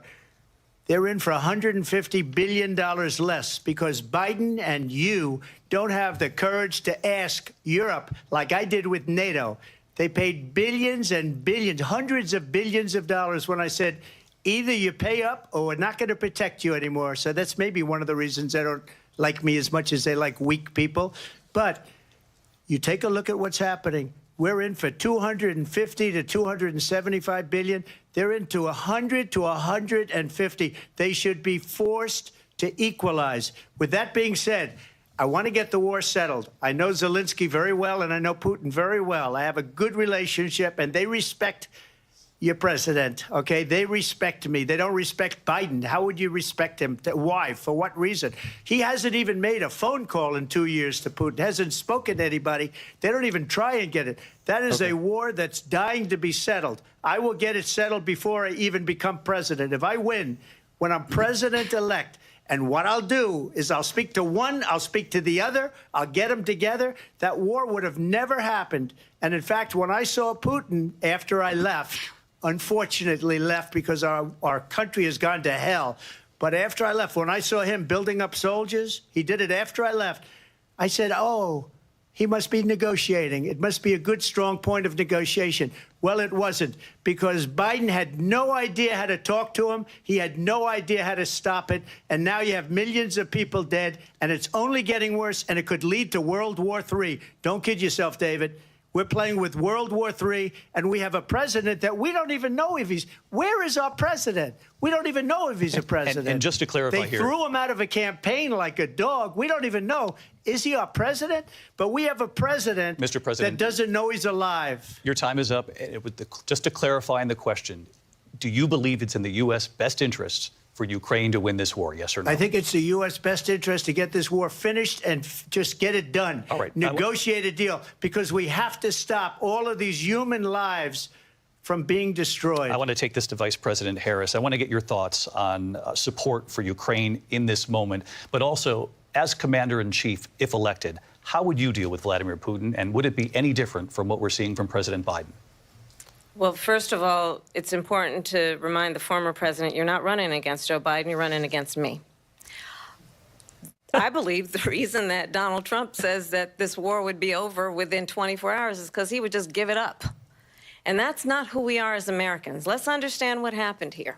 I actually met with Zelensky a few days before Russia invaded, tried through force to change territorial boundaries, to defy one of the most important international rules and norms, which is the importance of sovereignty and territorial integrity. And I met with President Zelensky. I shared with him American intelligence about how he could defend himself. Days later, I went to NATO's eastern flank, to Poland and Romania. And through the work that I and others did, we brought 50 countries together to support Ukraine in its righteous defense. And because of our support, because of the air defense, the ammunition, the artillery, the javelins, the Abrams tanks that we have provided, Ukraine stands as an independent and free country. If Donald Trump were president, Putin would be sitting in Kyiv right now. And understand what that would mean, because Putin's agenda is not just about Ukraine. Understand why the European allies and our NATO allies are so thankful that you are no longer president, and that we understand the importance of the greatest military alliance the world has ever known, which is NATO, and what we have done to preserve the ability of Zelensky and the Ukrainians to fight for their independence. Otherwise, Putin would be sitting in Kyiv with his eyes on the rest of Europe, starting with Poland. And why don't you tell the 800,000 Polish Americans right here in Pennsylvania how quickly you would give up for the sake of favor and what you think is a friendship with what is known to be a dictator who would eat you for lunch. Vice President Harris, thank you. We've heard from both of you on Ukraine tonight. Afghanistan came up in the last hour. I wanted her to respond to something you said earlier, and please, I'll give you a minute here. Putin would be sitting in Moscow, and he wouldn't have lost 300,000 men and women, but he would have been sitting in Moscow. Quiet, please. He would have been sitting in Moscow, much happier than he is right now. But eventually, you know, he's got a thing that other people don't have. He's got nuclear weapons. They don't ever talk about that. He's got nuclear weapons. Nobody ever thinks about that. And eventually, maybe he'll use them, and maybe he hasn't been that threatening. But he does have that, something we don't even like to talk about. Nobody likes to talk about it. But just so you understand, they sent her to negotiate peace before this war started. 3 days later, he went in and he started the war because everything they said was weak and stupid. They said the wrong things. That war should have never started. She was the emissary. They sent her in to negotiate with Zelensky and Putin, and she did. And the war started 3 days later. And that's the kind of talent we have with her. She's worse than Biden. In my opinion, I think he's the worst president in the history of our country. She goes down as the worst vice president in the history of our country. But let me tell you something. She is a horrible negotiator. They sent her in to negotiate. As soon as they left, Putin did the invasion. President Trump, thank you. You did bring up something. You said she went to negotiate with Vladimir Putin. Vice President Harris, have you ever met Vladimir Putin? Can you clarify tonight? Yet again, I said it at the beginning of this debate, you're going to hear a bunch of lies coming from this fellow. And that is another one. When I went to meet with President Zelensky, I've now met with him over 5 times. The reality is it has been about standing as America always should, as a leader upholding international rules and norms, as a leader who shows strength, understanding that the alliances we have around the world are dependent on our ability to look out for our friends and not favor our enemies because you adore strongmen instead of caring about democracy. And that is very much what is at stake here. The President of the United States is commander-in-chief. And the American people have a right to rely on a president who understands the significance of America's role and responsibility in terms of ensuring that there is stability and ensuring we stand up for our principles and not sell them for the benefit of personal flattery. We've talked about Ukraine and Vladimir Putin. I do want to talk about Afghanistan. It came up in the first hour of this debate. I want to move on to Afghanistan. Stoltenberg said Trump did the most amazing thing I've ever seen. He got these countries, the 28 countries at the time, to pay up. He said, I've never seen. He's the head of NATO. He said, I've never seen. For years, we were paying almost all of NATO. We were being ripped off by European nations, both on trade and on NATO. I got them to pay up by saying one of the statements you made before, if you don't pay, we're not going to protect you. President Otherwise, Trump. we would have never gotten it. He said it was one of the most incredible jobs that he's ever seen done. Thank you. I want to turn to Afghanistan. It came up in the first hour of the debate, and we witnessed a poignant moment today on Capitol Hill, honoring the soldiers who died in the chaotic withdrawal from Afghanistan. I do want to ask the Vice President, do you believe you bear any responsibility in the way that withdrawal played out? Well, I will tell you, I agreed with President Biden's decision to pull out of Afghanistan. 4 presidents said they would, and Joe Biden did. And as a result, America's taxpayers are not paying the $300 million a day we were paying for that endless war. And as of today, there is not one member of the United States military who is in active duty in a combat zone in any war zone around the world, the first time this century. But let's understand how we got to where we are. Donald Trump, when he was president, negotiated one of the weakest deals you can imagine. He calls himself a deal maker. Even his national security advisor said it was a weak, terrible deal. And here's how it went down. He bypassed the Afghan government. He negotiated directly with a terrorist organization called the Taliban. The negotiation involved the Taliban getting 5,000 Taliban terrorists released. And get this, and the president at the time invited the Taliban to Camp David, a place of storied significance for us as Americans, a place where we honor the importance of American diplomacy, where we invite and receive respected world leaders.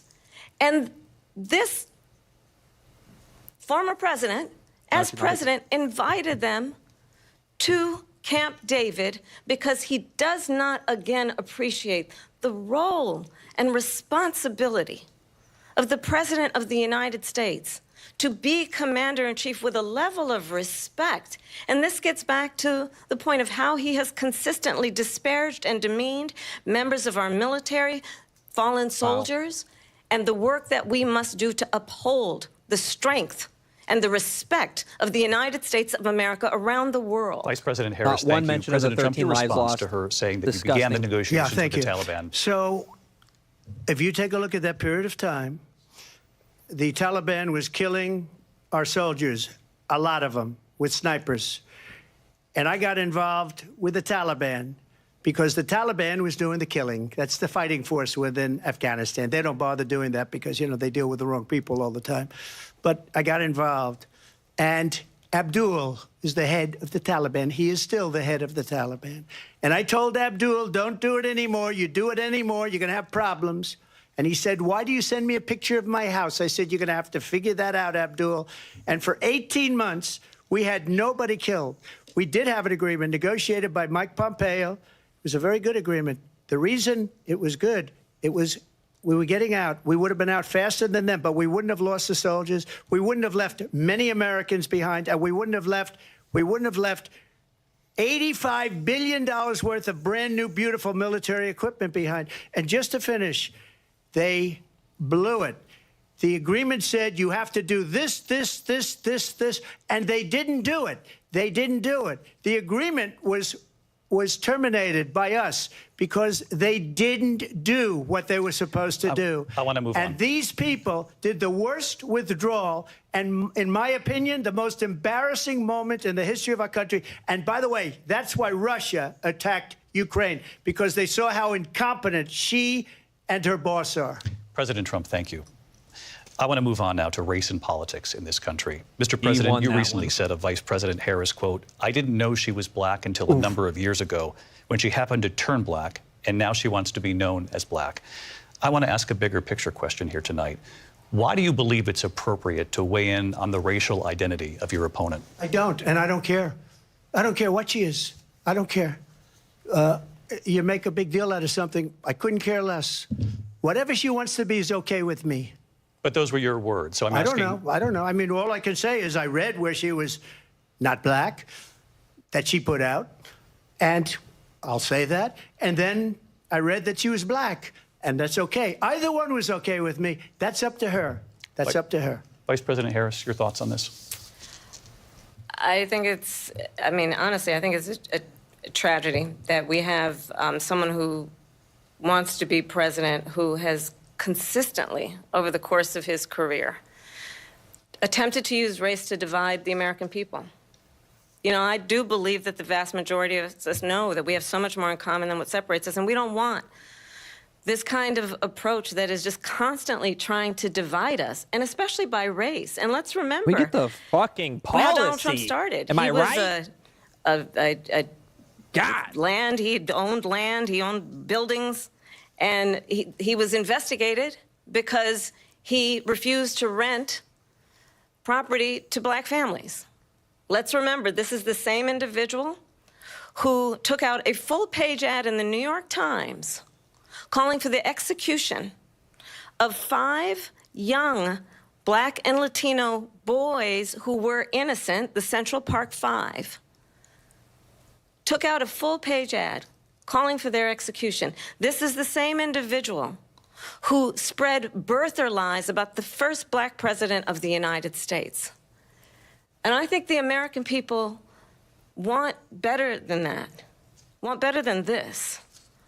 Want someone who understands, as I do, I travel our country. We see in each other a friend. We see in each other a neighbor. We don't want a leader who is constantly trying to have Americans point their fingers at each other.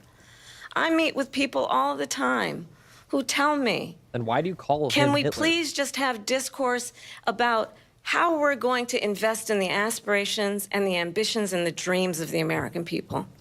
Knowing that regardless of people's color or the language their grandmother speaks, we all have the same dreams and aspirations and want a president who invests in those, not in hate and division.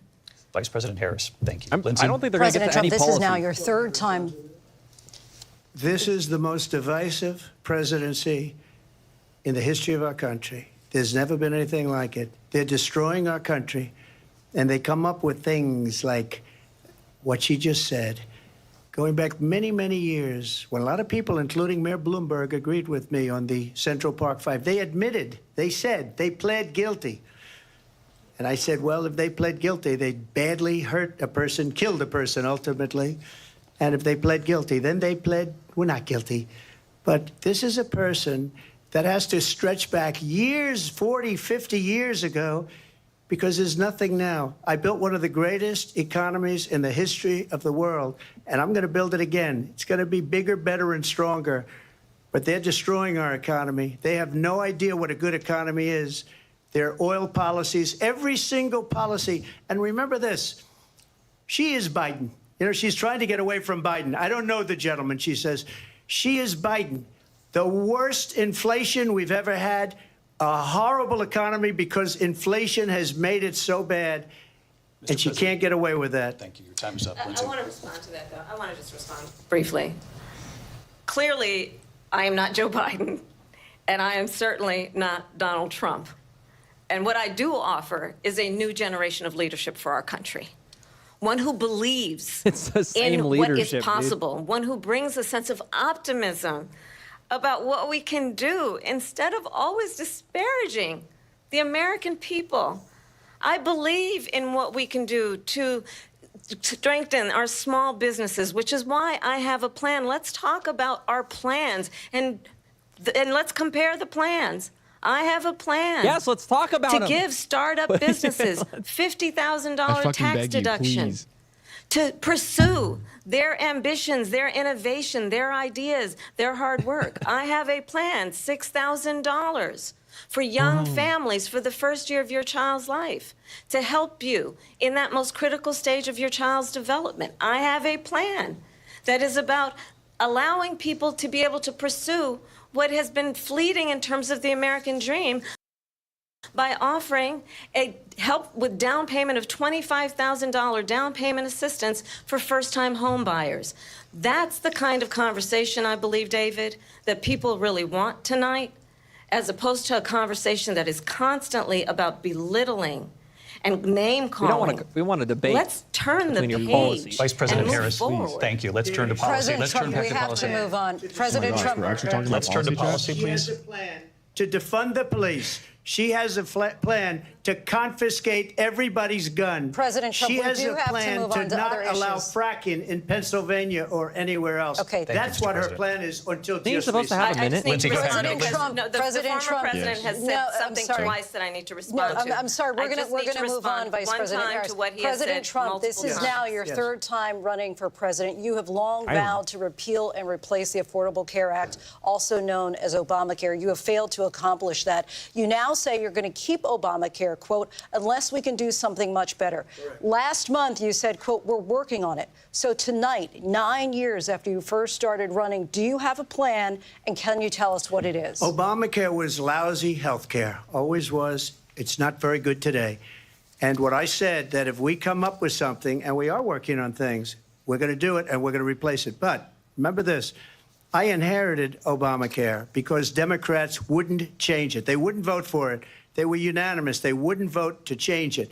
If they would have done that, we would have had a much better plan than Obamacare. But the Democrats came up. They wouldn't vote for it. I had a choice to make when I was president. Do I save it and make it as good as it can be, never going to be great, or do I let it rot? And I felt I had an obligation, even though politically it would have been good to just let it rot and let it go away. I decided, and I told my people, the top people, and they're very good people. I have a lot of good people in that administration. We read about the bad ones. We had some real bad ones, too, and so do they. They have really bad ones. The difference is they don't get rid of them. But let me just explain. I had a choice to make. Do I save it and make it as good as it can be, or do I let it rot? And I saved it. I did the right thing. But it's still never going to be great, and it's too expensive for people. And what we will do is we're looking at different plans. If we can come up with a plan that's going to cost our people, our population, less money and be better health care than Obamacare, then I would absolutely do it. But until then, I'd run it as good as it can be run. So just a yes or no, you still do not have a plan? I have concepts of a plan. I'm not president right now. But if we come up with something, I would only change it if we come up with something that's better and less expensive. And there are concepts and options we have to do that. And you'll be hearing about it in the not-too-distant future. Vice President Harris, in 2017, you supported Bernie Sanders' proposal to do away with private insurance and create a government-run health care system. 2 years later, you proposed a plan that included a private insurance option. What is your plan today? Well, first of all, I absolutely support, and over the last 4 years as vice president, private health care options. But what we need to do is maintain and grow the Affordable Care Act. But I'll get to that, Lindsay. I just need to respond to a previous point that the former president has made. I've made very clear my position on fracking. And then this business about taking everyone's guns away. Tim Walz and I are both gun owners. We're not taking anybody's guns away. So stop with the continuous lying about this stuff. As it relates to the Affordable Care Act, understand, just look at the history to know where people stand. When Donald Trump was president, 60 times he tried to get rid of the Affordable Care Act. 60 times. I was a senator at the time when I will never forget the early morning hours when it was up for a vote in the United States Senate. And the late, great John McCain, who you have disparaged as being you don't like him, you said, at the time because he got caught. He was an American hero. The late, great John McCain, I will never forget that night, walked onto the Senate floor and said, no, you don't. No, you don't. No, you don't get rid of the Affordable Care Act. You have no plan. And what the Affordable Care Act has done is eliminate the ability of insurance companies to deny people with pre-existing conditions. I don't have to tell the people watching tonight, you remember what that was like? Remember when an insurance company could deny if a child had asthma, if someone was a breast cancer survivor, if a grandparent had diabetes? And thankfully, as I've been vice president and we over the last 4 years have strengthened the Affordable Care Act, we have allowed for the first time Medicare to negotiate drug prices on behalf of you, the American people. Donald Trump said he was going to allow Medicare to negotiate drug prices. He never did. We did.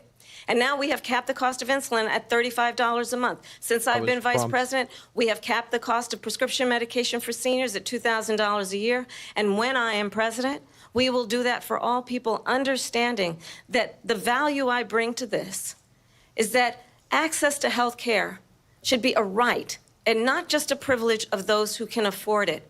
And the plan has to be to strengthen the Affordable Care Act, not get rid of it, Vice President Harris, thank you. In terms of where Donald Trump stands on that. I want to move to an issue that's important for a lot of... She made a mistake. Number one, John McCain fought Obamacare for 10 years. But it wasn't only him. It were all of the Democrats that kept it going. And you know what? We can do much better than Obamacare, much less money. But she won't improve private insurance for people, private medical insurance. That's another thing she doesn't want to get. People are paying privately for insurance that have worked hard and made money, and they want to have private. She wants everybody to be on government insurance where you wait 6 months for an operation that you need immediately. President Trump, thank you. We have another issue that we'd like to get to that's important for a number of Americans, in particular younger voters, and that's climate change. President Trump, with regard to the environment, you say that we have to have clean air and clean water. Vice President Harris, you call climate change an existential threat. The question to you both tonight is, what would you do to fight climate change? And Vice President Harris, we'll start with you. 1 minute for you each. Well, the former president had said that climate change is a hoax. And what we know is that it is very real. You ask anyone who lives in a state who has experienced these extreme weather occurrences, who now is either being denied home insurance or it's being jacked up. You ask anybody who has been the victim of what that means in terms of losing their home, having nowhere to go. We know that we can actually deal with this issue. The young people of America care deeply about this issue. And I am proud that as vice president over the last 4 years, we have invested $1 trillion in a clean energy economy, while we have also increased domestic gas production to historic levels. We have created over 800,000 new manufacturing jobs while I have been vice president. We have invested in clean energy to the point that we are opening up factories around the world. Donald Trump said he was going to create manufacturing jobs. He lost manufacturing jobs. And I'm also proud to have the endorsement of the United Auto Workers and Sean Fain, who also know that part of building a clean energy economy includes investing in American-made products, American automobiles. It includes growing what we can do around American manufacturing and opening up auto plants, not closing them like happened under Donald Trump. Vice President Harris, thank you. That didn't happen under Donald Trump. Let me just tell you, they lost 10,000 manufacturing jobs this last month. It's going, they're all leaving. They're building big auto plants in Mexico, in many cases owned by China. They're building these massive plants, and they think they're going to sell their cars into the United States because of these people. What they have given to China is unbelievable. But we're not going to let that. We'll put tariffs on those cars so they can't come into our country, because they will kill the United Auto Workers and any auto worker, whether it's in Detroit or South Carolina or any other place. What they've done to business and manufacturing in this country is horrible. We have nothing because they refuse. You know, Biden doesn't go after people because supposedly China paid him millions of dollars. He's afraid to do it. Between him and his son, they get all this money from Ukraine. They get all this money from all of these different countries. And then you wonder, why is he so loyal to this one, that one, Ukraine, China? Why is he? Why did he get $3.5 million from the mayor of Moscow's wife? Why did she pay him $3.5 million? This is a crooked administration, and they're selling our country down the tubes. President Trump, thank you. Thank you. We'll be right back with closing statements from both of our candidates. An historic night, this ABC News presidential debate from Philadelphia. Back in a moment. Not very historic from the moderators. Kind of trash, dude. Go over here. I don't know, guys. Let me know your thoughts right now in the comments. I have to give it. I mean, this was terrible in comparison to CNN. Kamala's actually holding pretty strong based off her scripted outcomes. She didn't answer any of the questions. She didn't talk about, of course, the 13 Afghan soldiers that, lives were taken. I wish Trump honestly actually brought up the fact that they were invited to Arlington and they didn't even show up. But Polymarket here is showing that it is 50-49 right now in terms of Trump's favoring. I just want them to dive into policy. They won't talk about policy. Rather than talk about policy, they go, oh, well, I'm going to be optimistic. I'm going to be happy. We need to not go back to the past. It's like, no, shut up. We need to talk about how are you going to make the future better, right? They kept saying we're going to talk about immigration. We're going to talk about the border. They barely even touched on it in the grand scheme of things. Literally. Very weak moderators here, in my perspective. They said a lot of layups. For some reason, they weren't uncutting her mics. They kept interrupting. But Trump did lose quite a few of those. I think he gave it to her as soon as he said he didn't have a plan. That was a moment of kind of that definitely lost him that policy discussion there just when he said, I don't have a plan, because it leaves out the context of there is other things we need to do first before we get to that. And of course, RFK Jr. more than likely will be somebody that is put into the position of that cabinet to really determine what that plan would look like. But they won't be able to do that, of course, until after the election cycle. So interesting questioning coming from that stance, as they knew that would have probably have been the approach, as RFK has been a huge talking point this election cycle. Very interesting. I also wish he brought up Dick Cheney as like a war criminal. So it's like, yeah, great. You have all these Republicans endorsing you, but they're all the war criminals that you guys were so against for the last 3 decades, since now you're the war party. Yeah, just interesting. It shouldn't be a surprise. He doesn't know anything. Yeah, I mean, it's at the end of the day, it was just the line of questioning It's interesting. I think there's better discussions they could have had. The moderators could have done a better job in terms of preparation. But yeah, is what it is. She's going to Angry Canada. She travels our country, but can't be bothered to travel in the southern border. Moderators are absolute trash. Yeah, so the first moment they showed any sign of unbiasedness was when they cut off Kamala Harris. So there was at least one point they cut her off, which was good. Go red currency wars. You'll understand Trump and what he's trying to fix. 100% Josh, bro. We all want Trump to win, but it's a bit more neutral. It's going to be really difficult. I'm actually glad she's doing better in this debate than not. If Trump was to just completely walk through her on this debate, it would have been very interesting how the Democrats would have approached the elections in the following weeks of this. So people are saying, I don't know, guys. I don't know if there's like, you have to remember this is someone that she was a prosecutor. She definitely can memorize, scripted talking points and statistics. She's very capable of doing that. And you have to give her credit where she's due. I mean, some people say it's because of Willie Brown, but she is the vice president of the United States. So you don't get to be the vice president of the United States just by sheer luck and a DEI alone. It takes a lot of manipulative. You got to work the politics. You got to work the political ladder. I hope she gets confidence and wants a second debate. I hope so too, but I don't hear confidence from Kamala at all in this debate. Her voice was very raspy the very beginning of it. She seems like she's about to cry halfway throughout it. I don't know. And if my question is like, if that's how she is in a debate with Donald Trump, what's she like? What are her emotions like? What's her confidence look like when she's in the room with a Vladimir Putin or when she's in the room with Xi Jinping? And again, she lost the war discussion over like hands over fist. I mean, 100%. She was the one that was negotiating with Zelensky. She didn't meet directly with Putin, but she was directly in the negotiations before the war did take place. That is a fact. It was misspoken though that she did. I don't think she actually met directly with Trump, but with Putin there.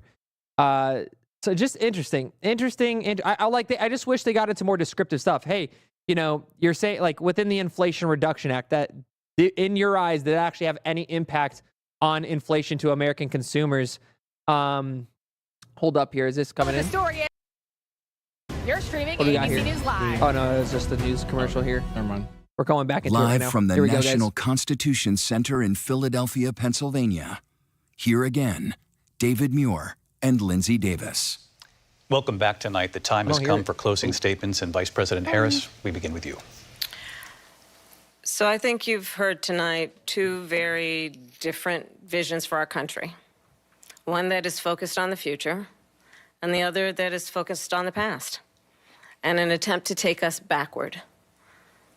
But we're not going back. And I do believe that the American people know we all have so much more in common than what separates us. And we can chart a new way forward. And a vision of that includes having a plan, understanding the aspirations, the dreams, the hopes, the ambition of the American people, which is why I intend to create an opportunity economy, investing in small businesses, in new families, in what we can do around protecting seniors, what we can do that is about giving hardworking folks a break and bringing down the cost of living. I believe in what we can do together that is about sustaining America's standing in the world and ensuring that we have the respect that we so rightly deserve, including respecting our military and ensuring we have the most lethal fighting force in the world. I will be a president that will protect our fundamental rights and freedoms, including the right of a woman to make decisions about her own body and not have her government tell her what to do. I'll tell you, I started my career as a prosecutor. I was a DA, I was an attorney general, a United States senator, and now vice president. I've only had one client, the people. And I'll tell you, as a prosecutor, I never asked a victim or a witness, are you a Republican or a Democrat? The only thing I ever asked them, are you okay? And that's the kind of president we need right now. Someone who cares about you and is not putting themselves first. I intend to be a president for all Americans and focus on what we can do over the next 10 and 20 years to build back up our country by investing right now in you, the American people. Vice President Harris, thank you. President Trump? So she just started by saying she's going to do this, she's going to do that, she's going to do all these wonderful things. Why hasn't she done it? She's been there for 3.5 years. They've had 3.5 years to fix the border. They've had 3.5 years to create jobs and all the things we talked about. Why hasn't she done it? She should leave right now, go down to that beautiful White House, go to the Capitol, get everyone together and do the things you want to do, but you haven't done it, and you won't do it because you believe in things that the American people don't believe in. You believe in things like we're not going to frack. We're not going to take fossil fuel. We're not going to do things that are going to make this country strong, whether you like it or not. Germany tried that, and within 1 year, they were back to building normal energy plants. We're not ready for it. We can't sacrifice our country for the sake of bad vision. But I just ask one simple question. Why didn't she do it? We're a failing nation. We're a nation that's in serious decline. We're being laughed at all over the world. All over the world, they're laughed. I know the leaders very well. They're coming to see me. They call me. We're laughed at all over the world. They don't understand what happened to us as a nation. We're not a leader. We don't have any idea what's going on. We have wars going on in the Middle East. We have wars going on with Russia and Ukraine. We're going to end up in a third world war, and it'll be a war like no other because of nuclear weapons, the power of weaponry. I rebuilt our entire military. She gave a lot of it away to the Taliban. She gave it to Afghanistan. What these people have done to our country, and maybe toughest of all, is allowing millions of people to come into our country. Many of them are criminals, and they're destroying our country.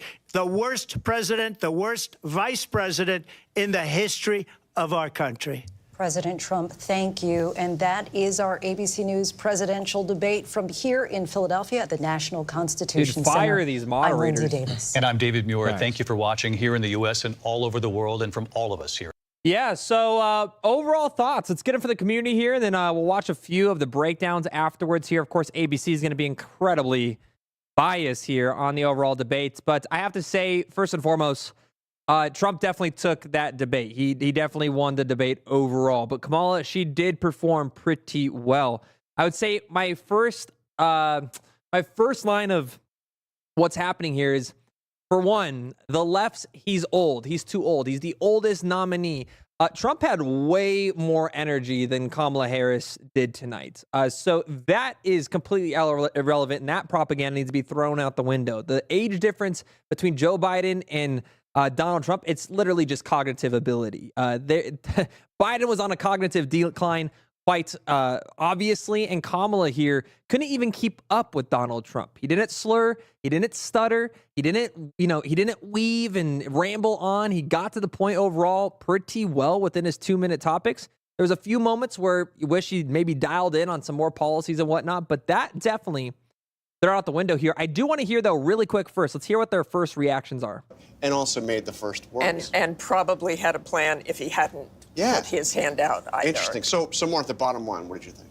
I think clearly what Kamala Harris wanted to do was be the candidate of hope, the candidate of the future. Donald Trump seemed angry within 4 minutes. I think we saw him going from very serious at the beginning, never really seemed to look at her, to just angry. I mean, really yelling at some points, trying to make his points. I don't think we heard a lot of policy and plans on either side of that, despite those questions over and over again. But what you had was that optic. You had Kamala Harris looking over, baiting him again and again and again. The microphones were muted when they weren't speaking, but many times she didn't need a microphone. You watch Donald Trump get mad, scowl through things. And, you know, John, we were all talking leading up to this about how this would go, what Donald Trump you would see. I think he had a plan for talking about what he saw as a next term, but then he was talking about rumors about people eating their neighbors' pets. So it really devolved into that. I mean, look, Kamala Harris didn't really explain some of the big questions that were out there about why she changed her policy views on so many things. Part of the reason is Donald Trump really was not effective in bringing the debate to her. I agree with you. I think that he looked not just angry, but also... Yeah, but isn't that the moderator's job? I mean, he was definitely arguing. I have to give credit for both sides here. She did well tonight, guys. She did pretty well. And from my perspective, very clearly was this was a 3-on-1 debate. And that it is the moderator's job to keep them on topic, not Donald Trump's to keep all three on topic. Interesting thoughts there. Rattled. And in contrast, Harris, who, again, much of the world doesn't know, Harris looked like she belonged on the stage, looked like she is somebody that could serve as president. And that is certainly how the campaign is feeling tonight. I can tell you, the Harris campaign feels very good. They feel they had a very strong night, that she was in command, that she did look presidential, and that she was able, they feel, to hold Donald Trump accountable for his actions. And of course, that was their goal going into this, that she would be able to put Donald Trump's record under a microscope. And they feel that the strongest example of that was that exchange on abortion, where she was able really to blame Donald Trump directly to his face. I mean, she said, what you are putting women through is unconscionable. Yes, she goaded him. She flat out trolled him many times, got him off message, but she also talked directly to voters, even inviting them to a Trump rally to underscore that central argument in her campaign. You guys feel that she trolled him? I don't know about that one. That she says he's only out for himself, that she argues she's out for the American people. Rachel? Yeah, well, look, the Trump campaign is going to be seizing on the fact that Vice President Kamala Harris did not do a great job today really explaining her policy shifts, right? And that is what they have been seizing on. They're really trying to define her for voters when voters have a lot of questions about her policy positions. At the same time, though, almost every single thing that Vice President Kamala Harris said tonight got under Trump's skin. And that is exactly what his allies and his advisors did not want to see. I could tell you, I do not think that part of Donald Trump's debate prep was people eating dogs in Springfield or comparing rally sizes. They wanted him to stay focused on the issues, especially the... Definitely wrong there. That's a terrible take, honestly, from her. The dogs issue, I don't think he should have brought it up because it's reports from, of course, city council meetings, and there is reports from residents claiming that their cats and their dogs and they're watching birds and stuff being eaten off the streets. But that was a genius marketing tactic because of the virality that has came with that from that specific group. He was just appealing to the 18 to 23-year-olds that are reposting memes on Twitter. That's all that was. Kamala, though, did win the abortion argument, I think, pretty well. And that was just simply because of how Trump approached the conversation. He should have tried to gone back to IVF. He shouldn't have talked about too much of the overturn in the last 52 years. Because for this might be just my opinion, but when I speak to leftists or Democrats, but in this case, left radicals, they don't care that existed for 50 years. And this was a discussion that they did want to bring to the states. They leave that out of this. They want to immediately go to federal protection. So interesting there. Disappointing that crypto was not mentioned. Definitely, dude, crypto, guys, we were hoping, but like at the end of the day, they didn't even get to policy. They didn't get to any policy discussion, really. Every single time they tried to ask, we heard few policies, but it was really focused on just digs and insults. The policy aspect, every time they were, and this was actually a little bit on both sides, but Trump definitely obviously answered a lot more policies, and he has about 45 different interviews you can look at his policies within. But Kamala, she just jumped and she ran around every single discussion there. Interesting here. Interesting the here. ones that he has an edge on Harris, economy and immigration. I mean, you want to get under Donald Trump's skin, you question the people at his rallies. And that was something else. Martha, you have? I have with us right now Governor Tim Walz, of course, the Democratic vice presidential candidate. Welcome, Governor Walz. How are you feeling? What's your reaction to the debate tonight?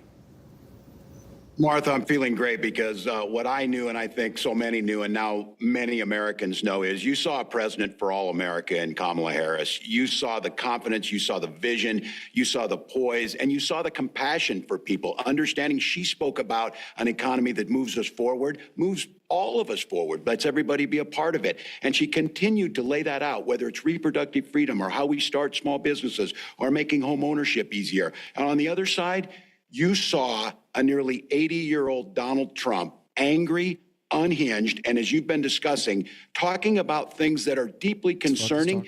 Okay, like, look, we got to try to approach this from unbiased as possible. And this is, of course, coming from a far-left radical who's the vice president nominee for the new nomination for the next presidency. I'm going to ask you this. Trump didn't really yell. He didn't look at her, but he definitely wasn't irritated. There was multiple times where he said, quiet, he's like, I'm talking. And he was just doing that to take what she was trying to do, right? To recapture that moment that she had, whatever. I think it was like 3 months ago at this point where she was in the crowd. She's like, I'm speaking with that serious face. Yeah. But guys, I mean, you can't take away that Trump was old from this. He had way more energy tonight. He brought up a lot of statistical data. Did he say things that were wrong? Well, dude, again, look at Kamala's side. That is just tactics from both the left and the right that they're going to play here from a political football landscape. She brought up Product 2025 multiple times. She didn't even talk about take accountability for the Afghan withdrawal and talk about the Gold Star members and the family members and the heroes, the fallen heroes from that outcome. So you could pick and nitpick, but I would say choosing old. Donald Trump did not look old tonight, and he definitely wasn't unhinged here. There's a lot of other things you can attack him for here, though. Let's listen through.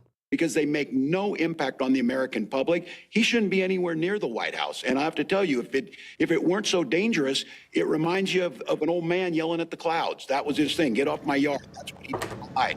Contrast that with the voice of Harris laying out the question for everything that matters. So I think the whole country can see what happened tonight. We'll keep pushing forward. That's the way that the country wants to see our politics be. She laid it out clearly. Donald Trump brought Vance comes up next. Anger, resentment.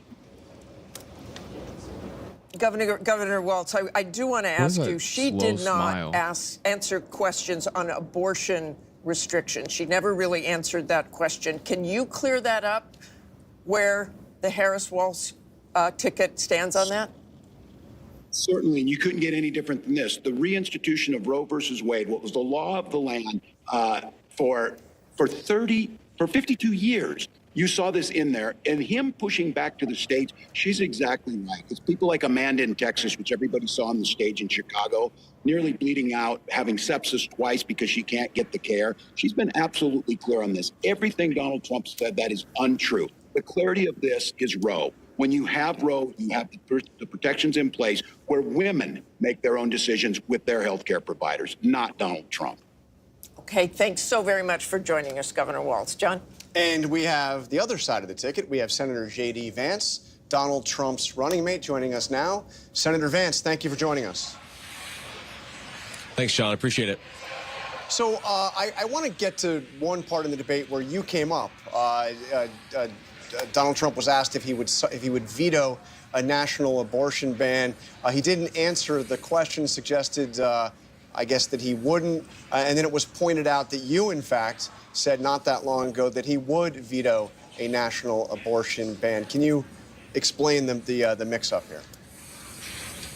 Well, I think the president's been very clear that he doesn't want a national abortion ban. I think in some ways he finds the question a little bit ridiculous, because why are we asking him about legislation that's never going to actually happen, and why he would veto it or not veto it when he says very explicitly that he doesn't support a national abortion ban and he wants these policies to be made by the states. But I think there's a deeper and more important issue here in this debate, which is that you had Kamala Harris effectively echoing platitude after platitude after platitude. The American people can't pay their grocery bills on platitudes. They can't put their kids in a house on platitudes. And Kamala Harris had a lot to say, but very little actual substance behind it for how she's going to lower grocery prices, secure the border, and make housing more affordable in this country. She's been the vice president for 3.5 years. She can't run on her record, and she apparently can't run on much of her plans either, because it's just a lot of slogans and not a whole lot of substance. But Senator Vance, why won't he just say that he would veto the national abortion ban? And by the way, had you spoken to him about it before you were put in a position to answer that question? No, I hadn't spoken to him about it because, again, Donald Trump thinks the question is absurd because he doesn't support a national abortion ban, and he's been explicit about it. And, John, I think that it's so preposterous for the media to focus so much on an issue where Donald Trump has been crystal clear, and not on the fact that people can't afford groceries and housing because of Kamala Harris's policies. This election is actually quite simple, and Kamala Harris and apparently the media would like to distract Americans on issues, by the way, that Donald Trump's been crystal clear clear about, but they're not talking nearly enough. This debate didn't talk nearly enough about the fact that Americans are struggling because they can't afford groceries, they can't afford housing, and a lot of their kids are dying of fentanyl overdoses because Kamala Harris has let the Mexican drug cartels take over the southern border. This is a disgrace what's going on in our country, John, and we could do so much better if we just had better leadership. We've got the best workers, the most beautiful country, the best natural resources, but Kamala Harris's leadership is squandering the great benefits of this country. It's why we've got to get back to Donald Trump's leadership. Senator, by the way, I asked because he hadn't been crystal clear and he said something different than what you said. That's why I was seeking clarification. But let me ask you about this just very quickly. I heard Donald Trump before this debate describe Kamala Harris as, I'll just read a few of them, a low IQ individual, somebody who doesn't have the mental capacity to be president, really dumb, unable to put two sentences together. Is that what you saw on the stage tonight? John, what I saw was a lot of slogans. I think the American people are smart, and Kamala Harris talks to them like they're children. She repeats these ridiculous platitudes where if you actually think about what she said, you realize that it doesn't make any sense. She talks a lot about her plans, but then her plans, when you analyze the substance, don't make any sense. And more importantly, John, the American people don't get fed on plans. She has been the vice president for 3.5 years. What she can't do, refuses to do, and has no ability to do is to say, I accomplished lower prices because she didn't, or I accomplished lower housing prices because she didn't, or I secured the southern border because she didn't do that. She has failed as vice president, and the fundamental question is, do we want to give her a promotion? I think the answer has to be no, John. All right, Senator Vance, thank you for joining us. Mary. One thing both sides can agree. You know, I have to say, I really like J.D. Vance more the more I listen to him. Yeah, 100%. I think he's gotten way better. He used to be terrible at public speaking, but he's definitely getting way better. Yeah, I mean, so we're leaving this up to the chat here tonight. It looks like 74% look at Trump as the winner overall. I have to say it was closer, guys. I have to say it was 60-40. Again, I don't think people are giving Kamala credit enough. This was her first real, I mean, as a nomination for the Democratic Party. She stood the entire stage. Again, I would argue that the moderators definitely were favoring her. I think anybody in the chat, you can't denounce that. So, but she did really, really well. She performed well tonight. So I don't think she's going to move as the current nomination. I think that actually, of course, is going to gain her maybe a little bit of polling because there's going to be a lot of clips from that. She had good clippable moments. So did Trump. But again, you got to play both sides here and look at it. Now, what I'm focusing on here is really just the crypto legislation and policy, which you're not going to see at all. I think, guys, we can all confirm that here. If you want to be voting on crypto, you got to be voting for the RFK, the Vivek, the Trump. That is your administration that is pro-crypto. Elizabeth Warren just came out again today with more anti-crypto narratives that are backing complete and all of Kamala Harris's advisors. All of her advisors primarily come from the Warren administration. So if you're voting from crypto, it's very clear which side is a positive in terms of legislation. But the reality of the situation is I think people don't want to admit that these polls in November are going to be extremely, extremely close here. Yeah, they cut him off. But I mean, Tim Walz doesn't ever have much to say. So to be fair, J.D. Vance would, I think, just talk his ear off. Unless it's all AI bots. I'm surprised how many people from the crypto community can be. Yeah, I don't understand people. I don't think people that understand crypto or that are in crypto understand they just don't know anything about politics if they're voting for Kamala. It's unfortunate, but yeah, she is not the pro-crypto candidate. They're going to focus more on CBDCs. They talked about climate change today, again, which is what the Inflation Reduction Act was secretly. They're going to tax 30-40% greenhouse emission taxes on these Bitcoin miners. They would really hurt that industry. She doesn't deserve a credit for falling asleep. Her entire policy is spend. Yeah, I mean, it's funny. Yeah, so for the moderators, let's talk about this, right? We'll be quick with this one. The moderators should have done exactly what J.D. Vance was talking about. Why haven't you done these things while you were in power, right? Because she was sitting there saying she was responsible for the Inflation Reduction Act, that she was responsible for all these manufacturing jobs. Okay, where are they, and why aren't you responsible for the border crisis? Why aren't you responsible for the inflation? If you're responsible for all the good that happened under the administration, why aren't you taking accountability for all of the bad that's happened under the administration? So the moderators, guys, this isn't us being biased or like, oh, we're pro-Trump. They were just trash moderators. Like CNN was better. CNN, honestly, their moderators did away, and that is crazy to say. That is crazy to say. Dana Bash did way better. RFK was the real crypto candidate. Yeah, exactly. Yeah, 100%. Nothing about holding her own. She showed she has no plan and weak. Dems want CBDC, so it's harder to understand. Then why are you here? What else we got here? Ask either one to explain Bitcoin. Trump knows Bitcoin, like the basics. He spoke at the Bitcoin conference. I've been to his rallies. I've spoken to his cabinet members. I've gotten to speak with Vivek Ramaswamy, Senator Blackburn, Senator Lummis. I've worked directly with I can dispute that, and I have literally text messages that dispute that. But their administration's full pro crypto. I don't know where people get this assumption that Kamala somehow. The only person that advocates for Kamala Harris is Mark Cuban, and it's because he's trying to run probably in 8 years. I don't think he'll ever win as president. He has some of the worst political takes ever. But he doesn't even have the balls to get up and do it now. And he's just trying to become the head of the SEC for political gain and financial incentives on his own side. And then you just had 88 corporations back them. They're all corporate, guys. They're all lobbyists. Both sides. You guys have to realize both sides are corrupted. Both sides have lobbyist groups. Both sides have funding from AIPAC. Now, one might be more lobbying from the lawyer party or from the teacher party or from the pharmaceutical industry. And you have to weigh those odds when we look at this next election. So if you want better healthcare systems, that's RFK. Very clearly, that's RFK. If you want no conflict, that's very clearly the Trump administration. Out of the last, you can go 30 years of presidency, both Democrat and Republican have had both libertarian hegemonies that have created conflicts. Every single administration, other than the 4 years between 2016 and 2020, you got to ask yourself, why is that? There's a different level of respect there. So interesting to see here. But yeah, guys, it is not over at all. Kamala still has a very strong chance at this.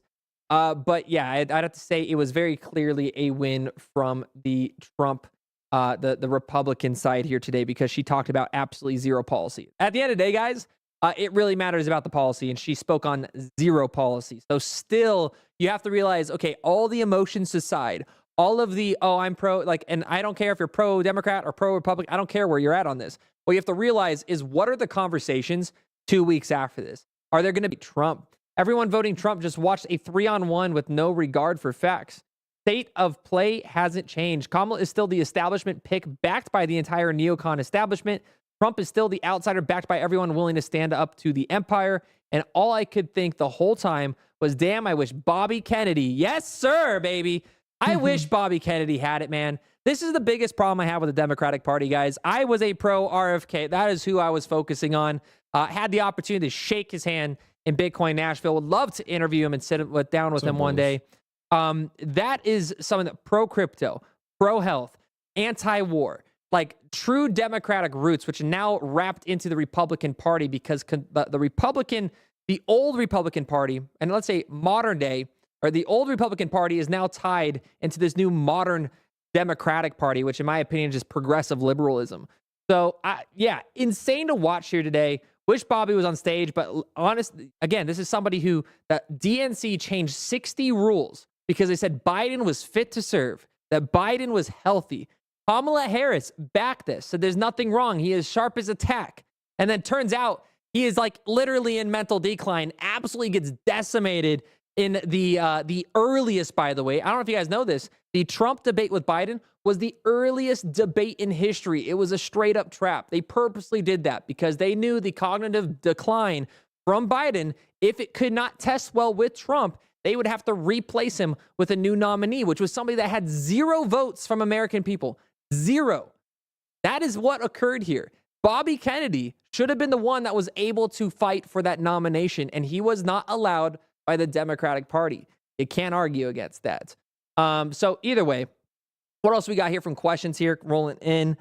We have pro-family. She skirted policy. LI answer is policy questions and answered with non-questions. Crypto has real utility. Bitcoin is the good old boy.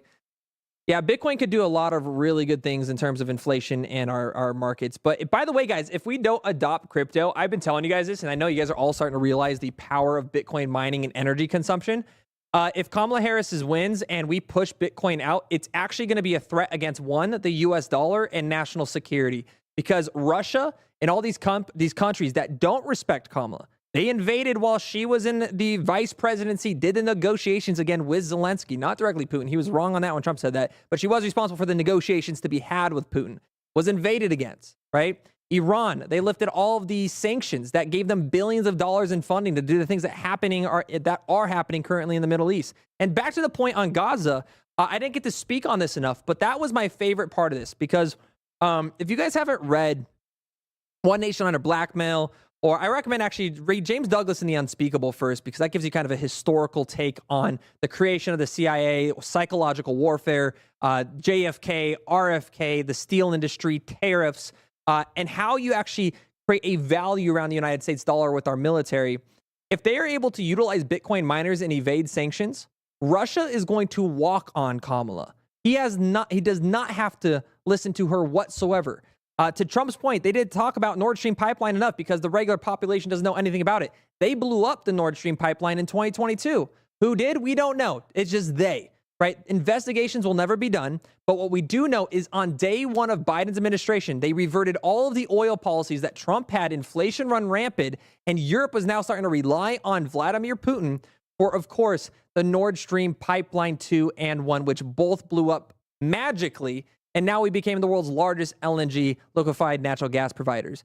These are just straight up common sense narratives and situations that are taking place right now. So anyways, I'm ranting here. Petrodollar, what's up? I want to go and chime in real quick. I got a question from Kelly Kellum over here. It's a little super chat. Thank you, Kelly. He said, so Kamala to do press now or radio silence till election? I think she's not going to go to the press. She's not going to do another debate. I honestly think she's going to be silent until the election. That's there's going to have to be another debate, I think. Yeah. I mean, I wish there would be, because there was no policy spoken about tonight other than like Trump's here and there, where he talked a little bit about policy and what she hasn't been doing. But I want another debate. There has to be another debate. My guess is they're going to have to in 2 weeks. It's going to come down to policies. You're going to start seeing the institutional interest, and again, your ABC instantly after this there was no policy discussion. The reason why we were having the debate was for policy discussion. 100%. So Americans, again, still don't know where she stands other than being optimistic, pro-choice. That's really it, right?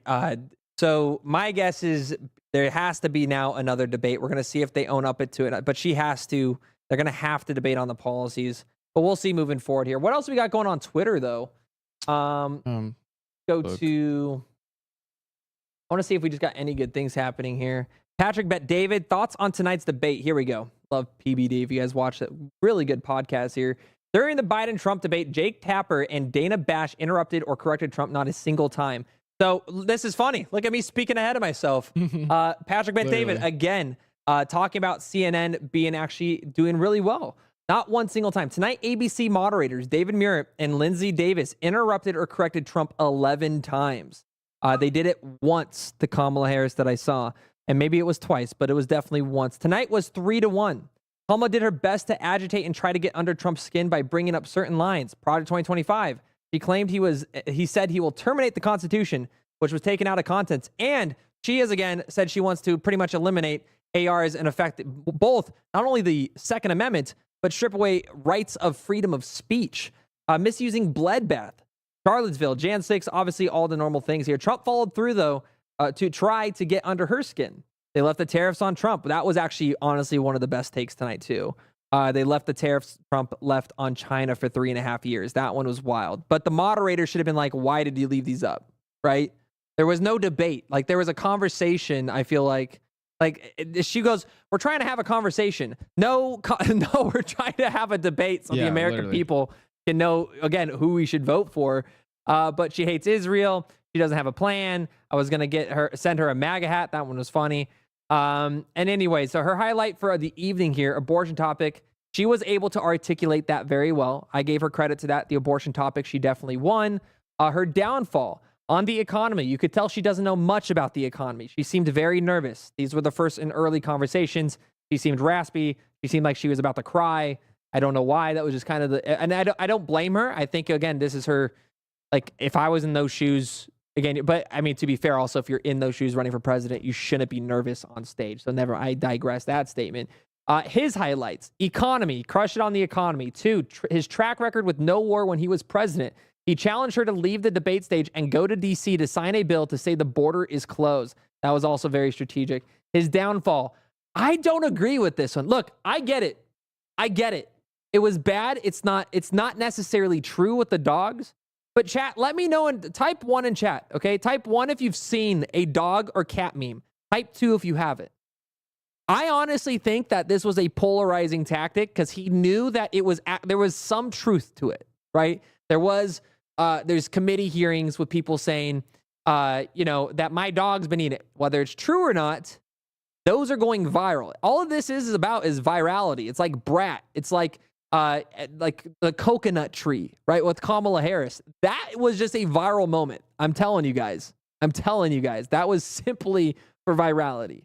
But maybe I'm wrong. I'm not looking at that as in he should have done it or not. I'm looking at it as, is that going to be viral or not? Biggest marketing mistake of the night. Kamala thought it was a good idea to say, I invite you to go to one of Trump's rally. People leave the rally early. Terrible idea when you have zero moral authority of not doing any rallies.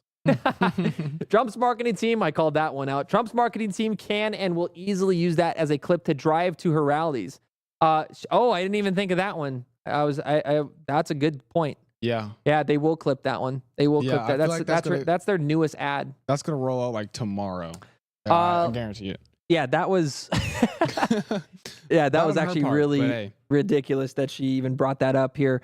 To finish up here, the last observation about tonight's debate: Kamala kept looking at him, mocking him when he was speaking.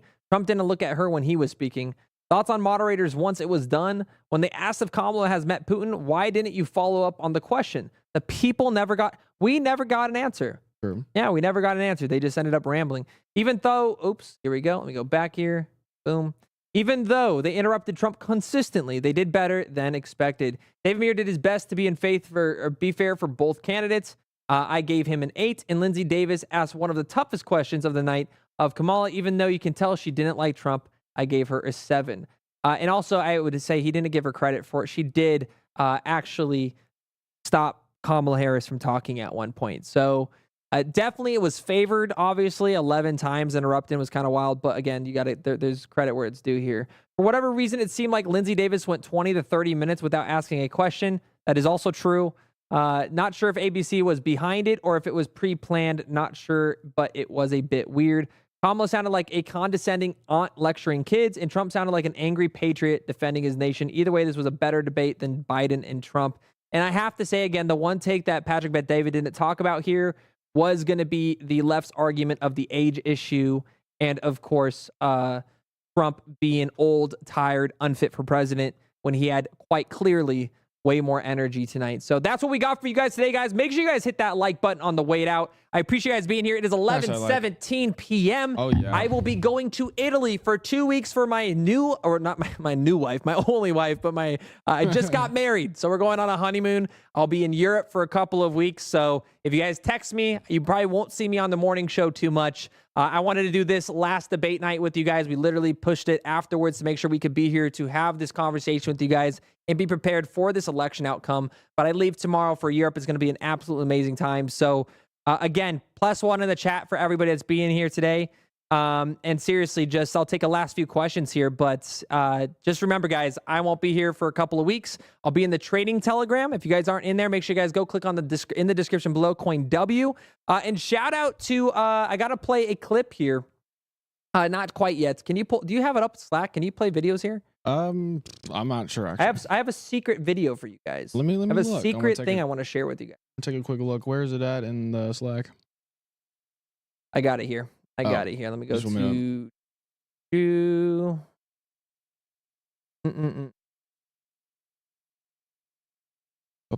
I don't have it here. Oh well. Yeah. I don't have it here. Maybe we'll post it on Twitter, and you'll have to go to the Twitter and figure it out. It's all good. We'll share it with you guys tomorrow morning. That's what we're going to have to do here. Guys. Trump, enjoy your honeymoon. LOL, appreciate you guys. No one gives an F about Taylor Swift. Doesn't said shake it off and endorse her. Trump coin is dumping. I told you guys. Guys, don't trade political tokens. They're pretty much all going to go to zero. Guys, what happens after elections? Probably going to dump here, guys. Thank you for being here. Hit that like button on the way out. Thiago Costa with a $10 super chat. Trump 2024. Bitcoin crypto needs a Democrats out ASAP. Trump is the candidate that freely speaks about crypto, guys. Much love. See you guys tomorrow morning. Peace out.